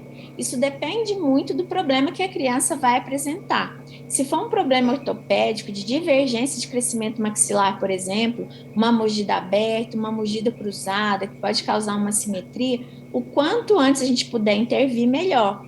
A gente pode intervir também na remoção dos hábitos, existem aparelhos que vão auxiliar nisso. A gente pode intervir, por exemplo, na respiração bucal, quando não tem obstrução mecânica, porque quando tiver, a gente precisa que essa remoção seja removida, senão a gente não vai ter sucesso no tratamento ortopédico, né? Vai ter recidiva. Então, a intervenção na visão da ortopedia funcional dos maxilares sempre é precoce. E desmistificando um pouco que nem sempre é um aparelho, pode ser uma pista direta plana, né? Nos casos de mordida cruzada, por exemplo, quando é uma mordida cruzada funcional, não é uma mordida esquelética, pode ser também na remoção de um hábito, num desgaste seletivo. Então, tem várias formas de intervir, não necessariamente sempre com artefatos protéticos, né, com aparelhos. Então, por isso é importante fazer o diagnóstico correto, de maneira efetiva, para saber o que tem que ser utilizado. E tem diferença entre ortopedia e ortodontia. Muitos pais perguntam: se meu filho usar o aparelho em crescimento, ele não vai precisar de usar o aparelho fixo depois? É uma pergunta bem difícil de ser respondida, porque quando tem discrepâncias de proporção dentária, por exemplo, muitas vezes a gente corrige a parte óssea na ortopedia e, às vezes, em alguns casos, quando não há colaboração da criança, dependendo da idade de finalização do aparelho ortopédico, a gente pode necessitar terminar com a ortodontia. Mas na visão do odontopediatra, é muito importante saber diagnosticar precocemente para evitar que a criança chegue numa ortodontia complicada, como no caso de extrações, por exemplo, para compensações dentárias ou cirurgias ortognáticas, que são muito invasivas. Paula, vou só interromper você um pouquinho, porque a Milene fez uma colocação que os infiltrantes de resina, eles são fluoretados. Realmente, eles contêm flúor, Sim. igual alguns ionômeros também, né? Contém flúor, dizem que liberam flúor, mas é totalmente diferente o mecanismo de ação de um verniz de flúor, que o objetivo dele é liberar a maior quantidade de flúor possível enquanto aquele verniz estiver lá, né? E remineralizar aquela superfície pelo desrê, né? Pelo balanço de mineralização ali com a saliva. E do infiltrante. Quando a gente tem flúor em um material, já existe estudo sobre isso, né? A gente sabe que a velocidade de deposição desse flúor e o mecanismo de ação dele ali naquela superfície não é o mesmo. Então, eu acredito que os resultados, claro que isso ainda vai ser investigado, né? A gente não é só por causa desse estudo que a gente vai sair dizendo isso como uma verdade absoluta. A gente sabe que tem os níveis de evidência, mas é muito interessante porque provavelmente o que eu acredito é que esse resultado tenha sido mais por uma influência estrutural do material mesmo, né, da parte mecânica mesmo, porque o dente com HMI, ele é mais friável, a gente sabe. Não sei qual é a sua opinião sobre isso, Paula, quer falar alguma coisa? Sim, os infiltrantes vão ajudar na estruturação, né, para fortalecer a estrutura e evitar as fraturas mesmo. Então, não Certo? necessariamente depende do flúor. O Aham. mecanismo dos dois produtos, né, é totalmente diferente. Mas o que acontece? Como os infiltrantes são uma novidade no mercado, isso ainda não foi muito estudado, principalmente em dentes com HMI, né?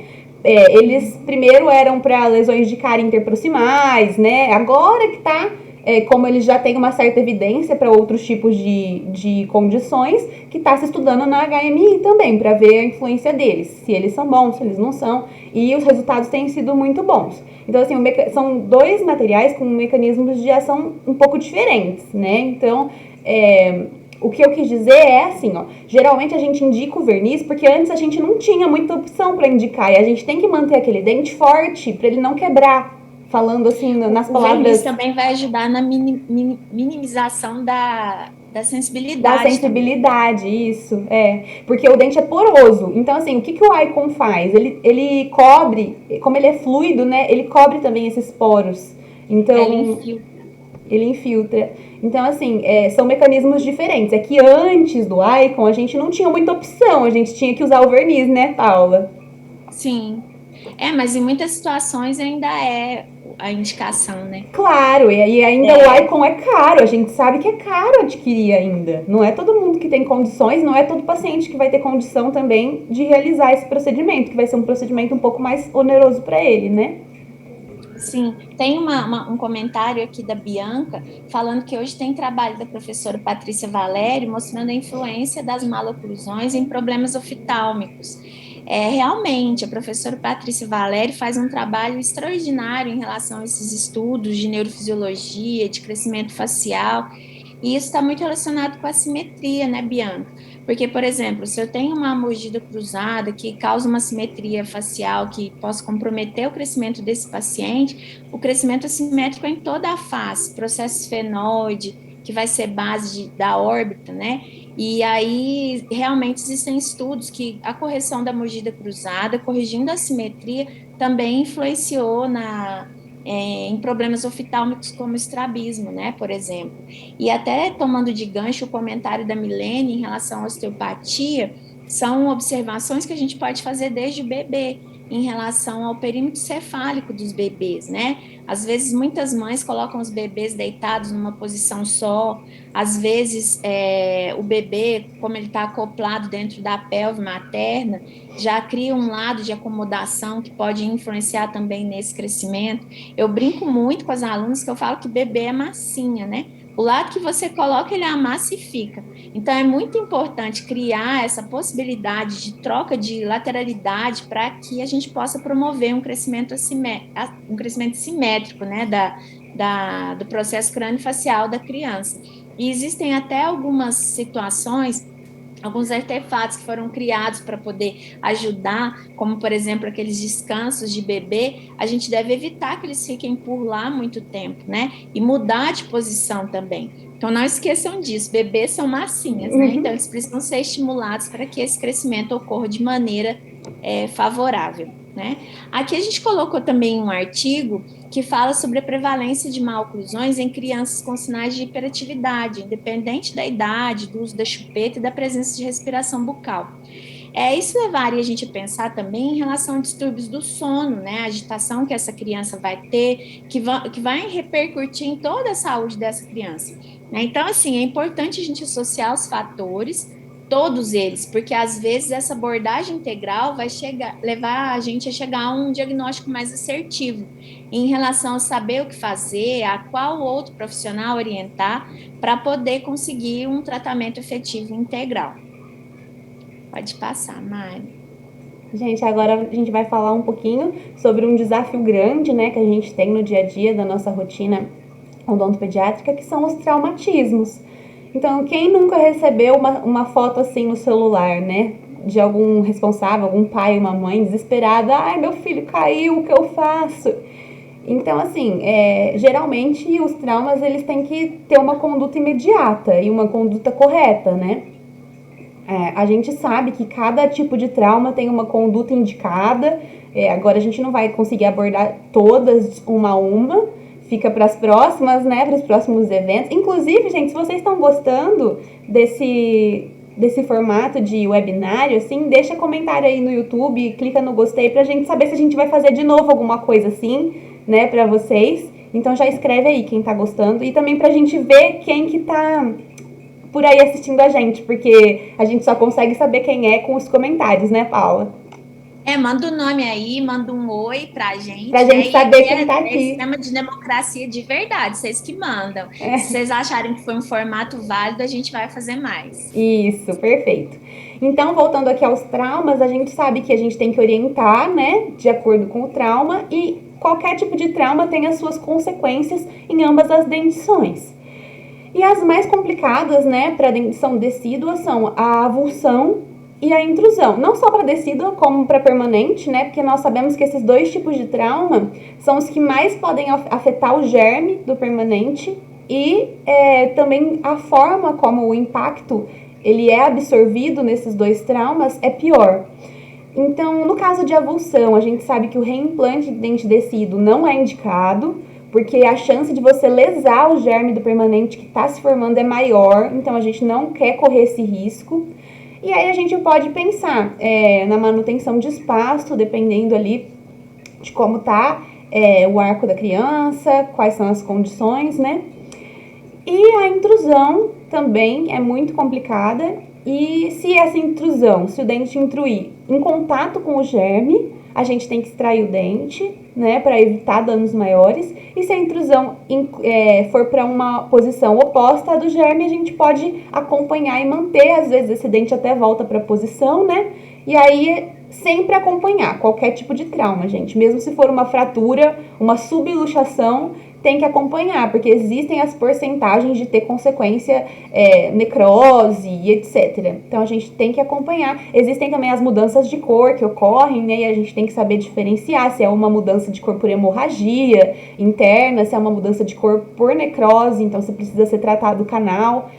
E eu queria deixar para vocês, mais como uma dica mesmo, só para lembrar que existem os guias de trauma e eles são sempre atualizados, então é bom a gente sempre ter esses guias lá no consultório para a gente dar uma lida, para a gente dar uma atualizada, porque muita coisa muda, né? E esse aqui é o último de 2020, eu coloquei aqui o de avulsão, mas existe guia para todos os tipos de trauma, né, da Associação Internacional de Traumatologia Dentária. Então eles têm esses guidelines, isso é muito legal vocês terem, e sempre o mais atualizado. O último que saiu foi de 2020, mas eles sempre lançam. Então daqui a 2 anos eles devem lançar de novo uma atualização e assim vai.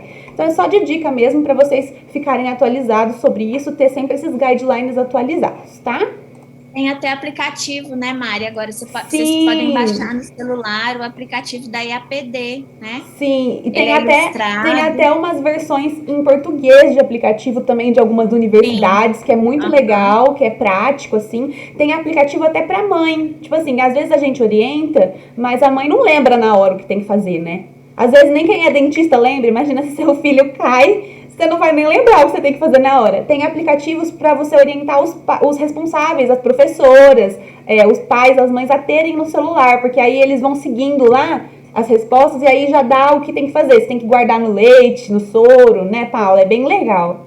As ilustrações sempre ajudam muito, até para a gente explicar como recursos didáticos para os pais no consultório, né? Parece que dá mais credibilidade também. Respaldo, né? Respalda demais. Né? O próximo desafio é o bruxismo, que é um assunto que a gente tem falado muito, que a gente fez até uma live esses dias, né, Mari? Que a gente falou sobre o bruxismo pandêmico, Ô, tem saído Paula, bastante artigo sobre Ô, isso. Paula, vou te interromper. Oi. O Igor falou que a gente tá arrasando e que ele achou o formato melhor que no Insta. Eu acho que a gente vai ter que mudar as lives aqui pro YouTube, porque ele falou que não fica travando e a aula flui melhor. Aí, ó, a gente vai ter que mudar pro YouTube. Vamos pensar nisso, Igor. É uma Vale boa ótimo. opção. A gente É, fazer o streaming em várias plataformas. A gente já tava pensando nisso, né, Paula, falando sobre é isso. Porque tem verdade. gente que não tem Instagram, né? Às vezes tem gente que Aham. prefere o YouTube, então a gente vai pensar nisso sim. Obrigada, viu, pelo comentário. Lembrando que o bruxismo pode ter um fator fisiológico ou um fator patológico envolvido, né? Lembrando que ele começa lá no sistema nervoso central e o que acontece nos dentes é só o final de toda a cascata de processo que acontece, né? A causa nunca é dentária, existem outras causas por trás. Pode estar envolvido com um problema respiratório, um problema gastroesofágico, pode estar envolvido com higiene do sono, com fator comportamental, psicológico, em relação à personalidade do paciente, né? Fatores de ansiedade que a gente tem vivido muito ultimamente em todas as famílias e que as crianças acabam absorvendo, até mesmo por causa da mudança de rotina que elas estão passando, né, por conta dessa pandemia. E fora da pandemia também as oscilações que a gente tem na nossa vida, né? Então o bruxismo é sempre multifatorial, né? A gente tem que abordar todas as causas, lembrando também que ele não tem tratamento, ele tem controle. Nós, como dentistas, fazemos o controle da parte dentária e cabe a nós, como profissionais de saúde, orientar os pais em relação ao fator multifatorial do bruxismo, indicar para os profissionais necessários Se foi detectado um problema respiratório, indicar para o otorrino. Se tiver um problema postural, indicar para o fisioterapeuta. Então, o tratamento do bruxismo é sempre uma rede. Existem práticas integrativas muito eficientes no fator do bruxismo, no controle do bruxismo, principalmente quando tem fator emocional envolvido, como a auriculoterapia, acupuntura, aromaterapia, que a gente tem utilizado demais. A higiene do sono sempre é necessária, evitar telas, né, antes de dormir, para que a melatonina seja produzida de maneira adequada. É fator de crescimento saudável também, gente. As crianças precisam de sono, assim também como nós, adultos, para ter a nossa reposição, né, adequada para o nosso metabolismo acontecer de maneira correta, né? E as opções de tratamento na parte odontológica, quando a gente precisa de proteção de superfície, quando há desgaste dos dentes, ou quando a criança entra em fase de dentição mista, que a gente precisa evitar que esses dentes desgastem de maneira precoce, né? Para não haver perda de dimensão vertical, a gente tem a nosso favor a ortopedia funcional dos maxilares, que pode ser introduzida de maneira concomitante, às vezes com uma maloclusão que já está começando a acontecer. A gente pode também fazer uso de placas com expansores, lembrando que muitos profissionais acreditam que placas limitam o crescimento. Isso não é verdade. O crescimento dos maxilares obedece a um fator de potencial genético. Placas não limitam o crescimento. Colocar um expansor numa placa seria só um fator de acompanhar esse crescimento e evitar que a gente fique trocando essa placa a cada 3, 4 meses, porque uma criança em fase de troca dos dentes, às vezes acontece de maneira muito rápida e a placa pode ficar desestabilizada. Por isso que a ortopedia entra como um recurso muito mais indicado na fase de dentição mista. Né? E Então, é bem difícil também, né, Paula, conseguir Sim. que os pais, se a criança necessitar de uma placa, é difícil a adesão dos pais por um tratamento que tem que ficar trocando. Eles Sim, geralmente não olham disso, né, com bons olhos e o custo também fica mais alto. Sim, e lembrando também que às vezes mesmo colocando um tratamento não, um controle, né, ortopédico, a gente ainda vai ter que associar alguma outra coisa, como uma prática integrativa, por exemplo, né? Porque como é multifatorial, o controle também acaba sendo multifatorial, né? Sim. E lembrando sempre que bruxismo não é DTM, DTM não é bruxismo. Eu posso ter bruxismo numa situação de DTM, mas são coisas diferentes, né? Mas que também podem causar dores orofaciais, dores miofuncionais, e mostrando aqui que até foi o artigo que a gente baseou para fazer nossa live, né, Mari? Que com a vinda do Covid-19, que também causa muitos problemas respiratórios, que seria um fator para a gente pensar também, que pode estar associado, além da ansiedade que esse problema, que essa pandemia toda causou, o aumento de bruxismo e desordens temporomandibulares nessa época que a gente está vivendo. Sim. Né? Então, sempre bom lembrar que é uma fase nova que a gente está passando no consultório e que a gente tem que fazer essa abordagem também, né? Social, biopsicossocial, né? Porque acaba influenciando em tudo. Paula, eu vou Pode só falar. responder aqui. É Saira ou é Saira? Eu não sei se eu acertei o seu nome, me A desculpa. Saira. Saira. Ela perguntou que app é esse, acho que do traumatismo. Eu abri aqui no meu celular, ó. Eu vou tentar pôr na minha câmera. Esse é o da IADT, ó. Peraí. Ixi, não sei Eu se... posso mandar para ela, eu tenho Ó, ele o chama. contato dela Coloca aqui. aí no chat, Paula. Chama Tut SOS. Acho que dá pra ver mais ou menos qual é a fotinha dele, tá vendo? Ó, tem um dentinho quebrado. Ele tá escrito IADT. Esse é da Associação Internacional de Trauma, tá? É bem confiável e vai estar sempre atualizado.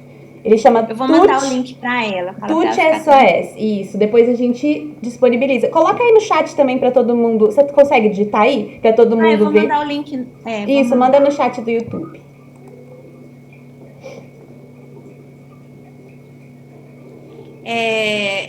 E assim, aqui um outro artigo que a gente colocou sobre o bruxismo, né?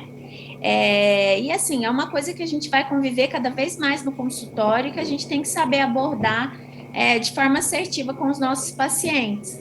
Né? Lógico que, né, a Mari falou, o questionamento dos pais é sempre muito grande, né? A preocupação, a queixa sempre vem dos pais, porque as crianças geralmente não percebem. Tem a questão do bruxismo em vigília também, né, o apertamento, que acontece muito até em relação às aulas online, né, que as crianças ficam mais ansiosas. Então, que nem eu falei, é o futuro, é o presente e é o nosso passado também. Acontecia de maneira bem mais amena, mas agora a gente tem visto cada vez mais e a gente tem que saber conduzir isso da melhor forma. Isso. Pode passar, Mari. Bom, agora a gente já tá encerrando, tá, gente? A gente vai liberar todo mundo antes do almoço, fiquem tranquilos. Mas fiquem até o fim para vocês concorrerem aos brindes, no sorteio, tá? Bom, a gente vai falar um pouquinho sobre pacientes com necessidades especiais, né? Que isso daí a gente sempre vai ter presente, a gente precisa saber como lidar, né? A gente sabe que existem várias categorias que se inserem nos pacientes com necessidades especiais, então os portadores de síndromes, portadores de algumas condições sistêmicas, né? Pacientes oncológicos, pacientes com alterações cognitivas e comportamentais, até a própria gestante, né, se enquadra por conta das condições sistêmicas que ocorrem durante a gestação nos pacientes especiais. Então, existem uma série de restrições, de cuidados para cada condição específica, que são específicos, né? Interações medicamentosas, se for paciente que faz uso de medicamento, que ocorrem e a gente precisa saber. Algumas técnicas que podem e devem ser diferenciadas, por exemplo, os pacientes autistas, existem algumas técnicas para ele se sentir melhor durante o tratamento, né? Às vezes até a própria estabilização protetora, a gente lança a mão dela para o paciente já se sentir mais confortável, porque ele se sente acolhido ali na cadeira. Então, bem resumidamente, né, claro que existem muitas condições que são consideradas especiais, muitas síndromes, e a gente precisa conhecer pelo menos as mais comuns, né, que a gente tem uma chance maior de encontrar no consultório odontológico e a gente vai ter que estar preparado para lidar com elas. Mas a gente quis trazer aqui, gente, um trabalho bem legal de 2020, que é sobre a odontologia do cuidado paliativo, tá? Que tá dentro dos pacientes com necessidades especiais, mas olha que coisa, eu não conhecia isso como uma especialidade da odontologia. Não é odontologia hospitalar, é odontologia do cuidado paliativo. O que é cuidado paliativo? Para pacientes terminais. Vocês já tinham ouvido falar esse termo? Isso, escreve aí no chat quem já conhecia isso. Porque assim, eu e a Paula, vou incluir você, Paula, porque a gente conversou sobre isso já. A gente já sempre conversa sobre odontologia hospitalar, a importância dos pacientes especiais, mas esse trabalho com o Covid, ele mostrou como como se fosse uma especialidade, né, uma área específica da odontologia, ela começou a ser um pouco mais valorizada, porque ela era ignorada, ó. Eles colocam uma dimensão ignorada da odontologia. E aí, com o Covid, né, muitos pacientes em UTI, internados, pacientes terminais até, o que eles observaram? A importância do cirurgião dentista nesses casos. Às vezes o paciente está em casa, às vezes ele está em UTI, está hospitalizado, mas é necessário que ele mantenha a função, né, da boca e de toda a estrutura da orofaringe o máximo possível até a morte. E isso é um cuidado essencial, ele é considerado um cuidado essencial e deve ser incorporado. Então, a gente não pode negligenciar isso, né?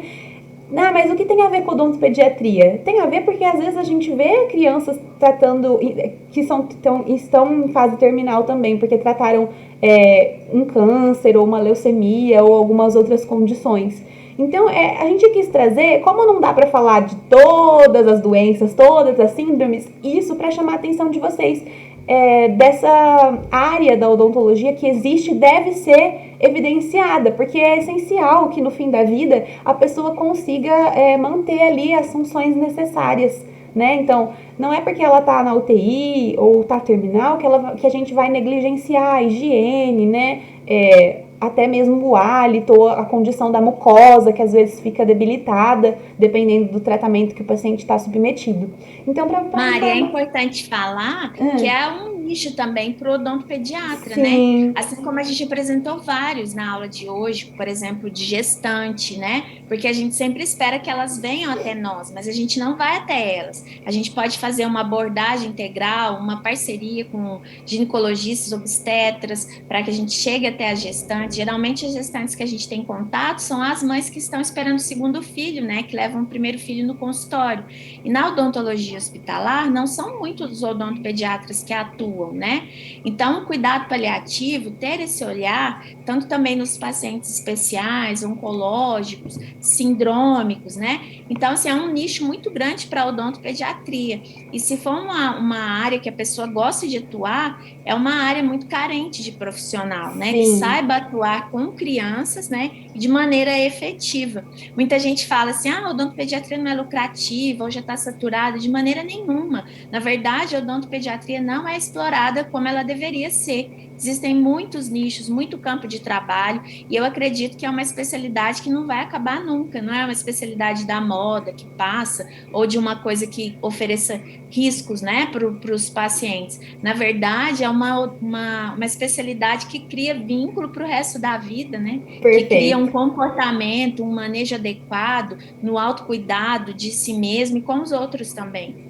Eu Sim, acredito muito na odontopediatria. eu Não posso nem também. começar a falar que eu choro. Perfeito, Paulo. Acho que você falou tudo, É, perfeito. Não é uma área que está saturada, gente. A odontopediatria, tanto que a gente não sim, consegue falar de tudo, porque a odontopediatria é, engloba todas as áreas da odontologia: sim, endodontia, dentística, é, anestesiologia, cirurgia, né? É uma área específica, cirurgia, patologia. Você conhece algum patologia que tenha se algum patologista que tenha se especializado em crianças? Eu não conheço. Então, é. é uma área carente ainda e a gente precisa ir atrás e valorizar a nossa especialidade, né, Paulo? É verdade. E só abrindo um parêntese, como você falou de pacientes especiais, eu vou parafrasear a nossa amiga Paula Mira, né? Que ela sempre fala da importância do toque. Por exemplo, pacientes especiais, pacientes paralisados cerebrais, que às vezes a gente tem uma dificuldade de comunicação, muitas vezes a gente vai conseguir estabelecer um vínculo com esse paciente, um elo, um diálogo, através da pele, através do contato com esse paciente, do acolhimento, e muitas vezes até através do olhar, porque agora em tempo de pandemia, né, que a gente tem evitado os toques, os abraços, o olhar também passa acolhimento, o tom de voz, né, o jeito que você recebe. Então é importante a gente estar atento à nossa conduta em relação a tudo isso, porque às vezes não precisam só palavras, né, mas o jeito que você conduz toda a situação vai fazer toda a diferença, né? Sim. Vamos falar de um pouquinho de lesões de tecidos moles, né? Que são muito comuns também a gente receber urgências nessa área, até fotos no celular, né? Que nem a gente recebe de trauma. Muitas mães não sabem como lidar com aftas, ulcerações que acontecem pós-traumatismo, né? Pelo traumatismo, ou herpes também, por exemplo, né?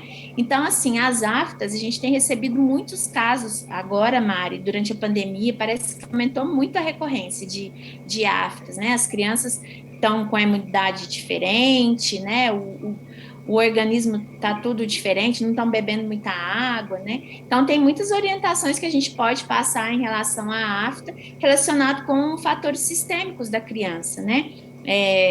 Então, assim, pomadas que a gente pode indicar, né, para as úlceras também, né, que muitas vezes acabam desaguando e virando aftas, né?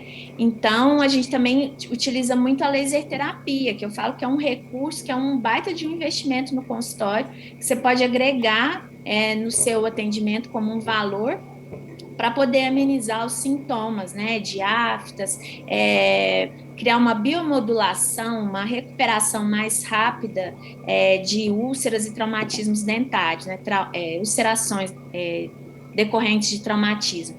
Então, o laser tem muita vantagem, ele diminui a dor, pós-operatório também ele pode ser utilizado, né? Ele faz com que o paciente consuma menos analgésico, além da ação antimicrobiana. Hoje em dia a gente já tem algumas técnicas do laser associado no PDT, né, com o uso de condutores que vão ajudar nessa ação antimicrobiana, né, do laser, até com aplicação endodôntica também. Então, é bastante efetivo, né, no uso do azul de metileno, né, associado ao laser também. Então, assim, é uma coisa que eu acho que vale a pena investir no consultório. Muita gente tem dúvida de como precificar o laser. Na verdade, eu falo que o laser é uma coisa que você agrega.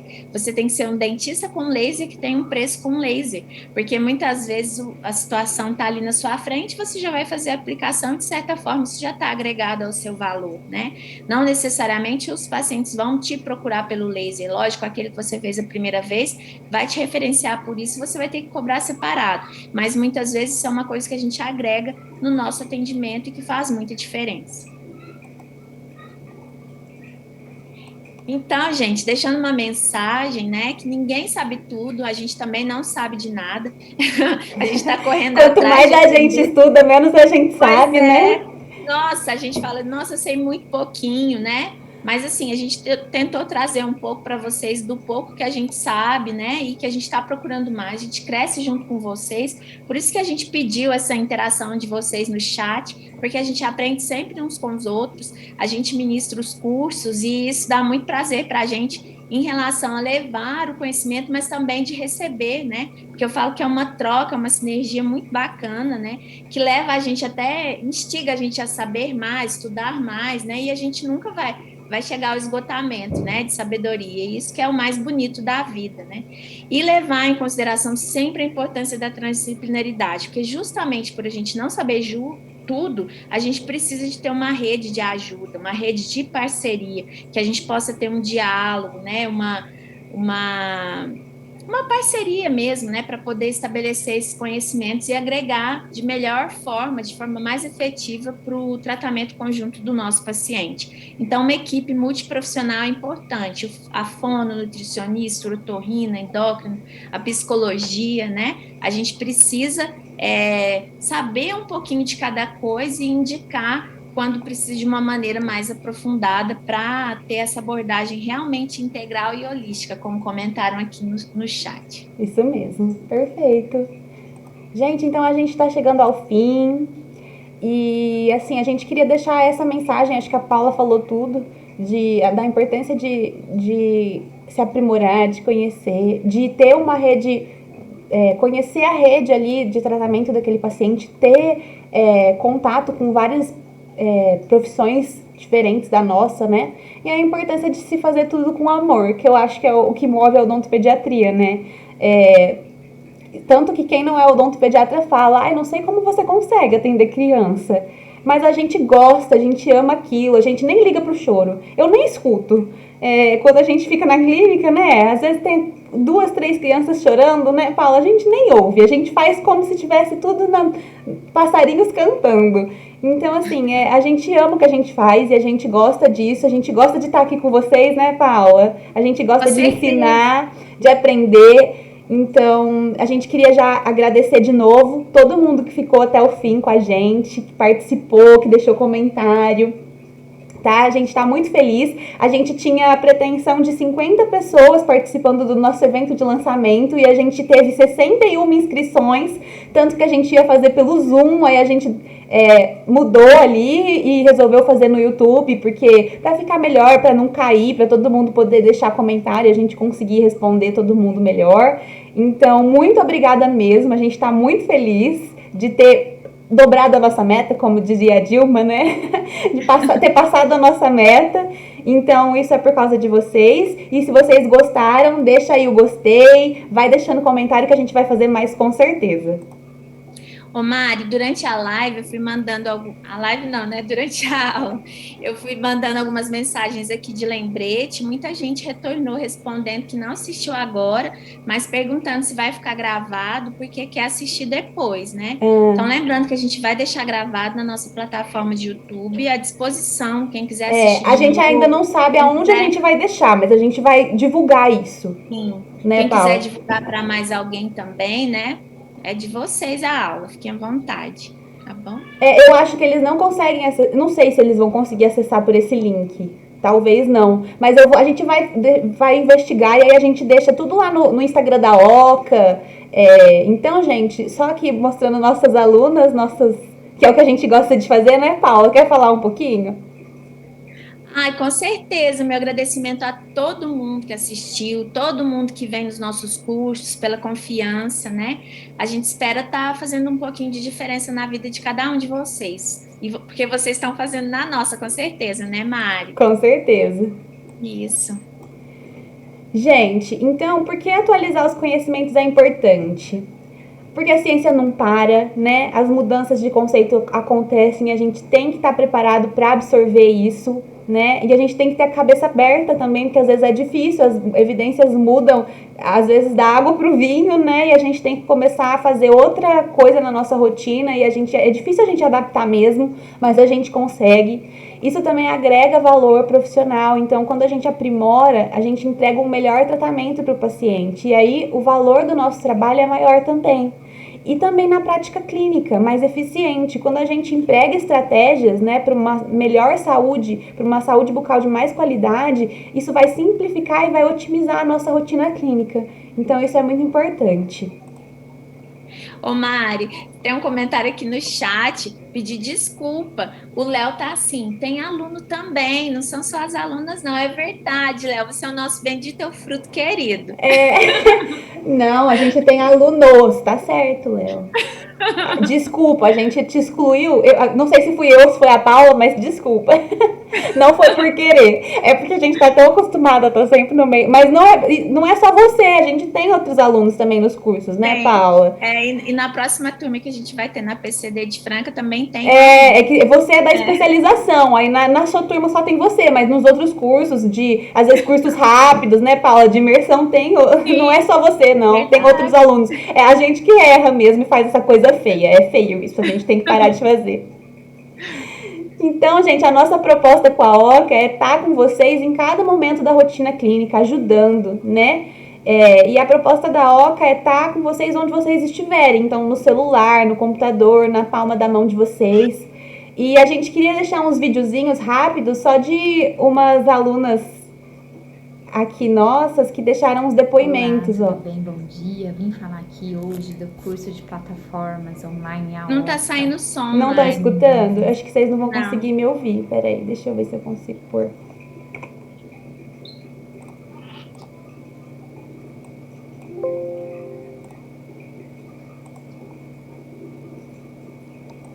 Olá, tudo bem? Bom dia. Vim falar aqui hoje tá funcionando? do curso de plataformas online. Ih, acho que não vai funcionar o som não, gente.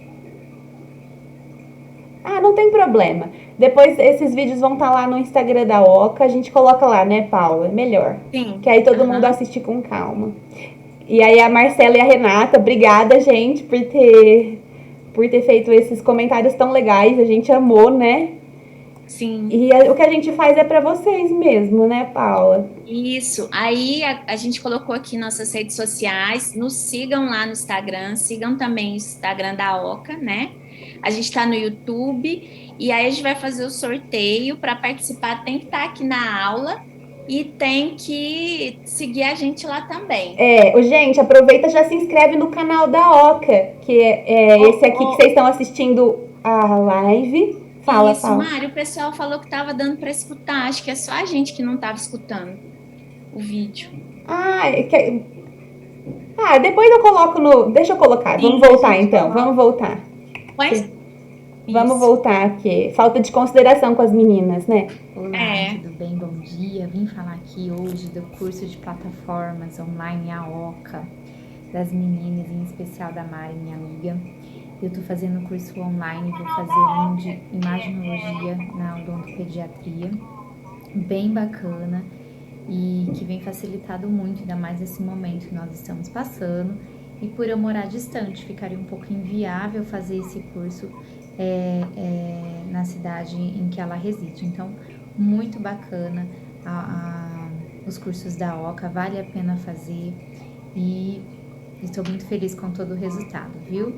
Um beijo grande e fica aí a minha dica. Gente, então essa foi a Rê. A Rê é radiologista, né? Ela fez curso de especialização em radiologia comigo e agora ela vai fazer pediatria com a gente, né, Paula?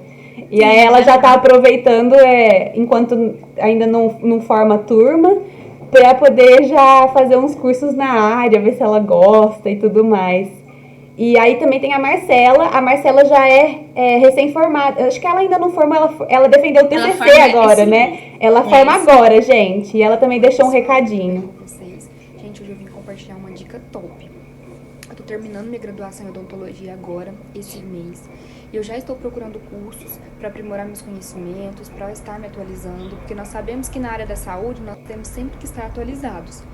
E eu descobri a plataforma OCA, gente. É uma plataforma online de cursos online da doutora Paula Ávila e da doutora Mariana Doutoé. Gente, eu tô gostando muito. Na área da odontopediatria, tem cursos já lá na plataforma bem bacana. No Instagram delas também, no Instagram da OCA, elas estão postando sempre notícias, elas estão sempre postando coisas lá bem bacanas. Eu tô fazendo curso de bruxismo, gente, que nessa pandemia agora aumentou relativamente os casos, né? Sempre a gente vai ter um paciente que vai queixar de bruxismo, né? Vai queixar de apertamento.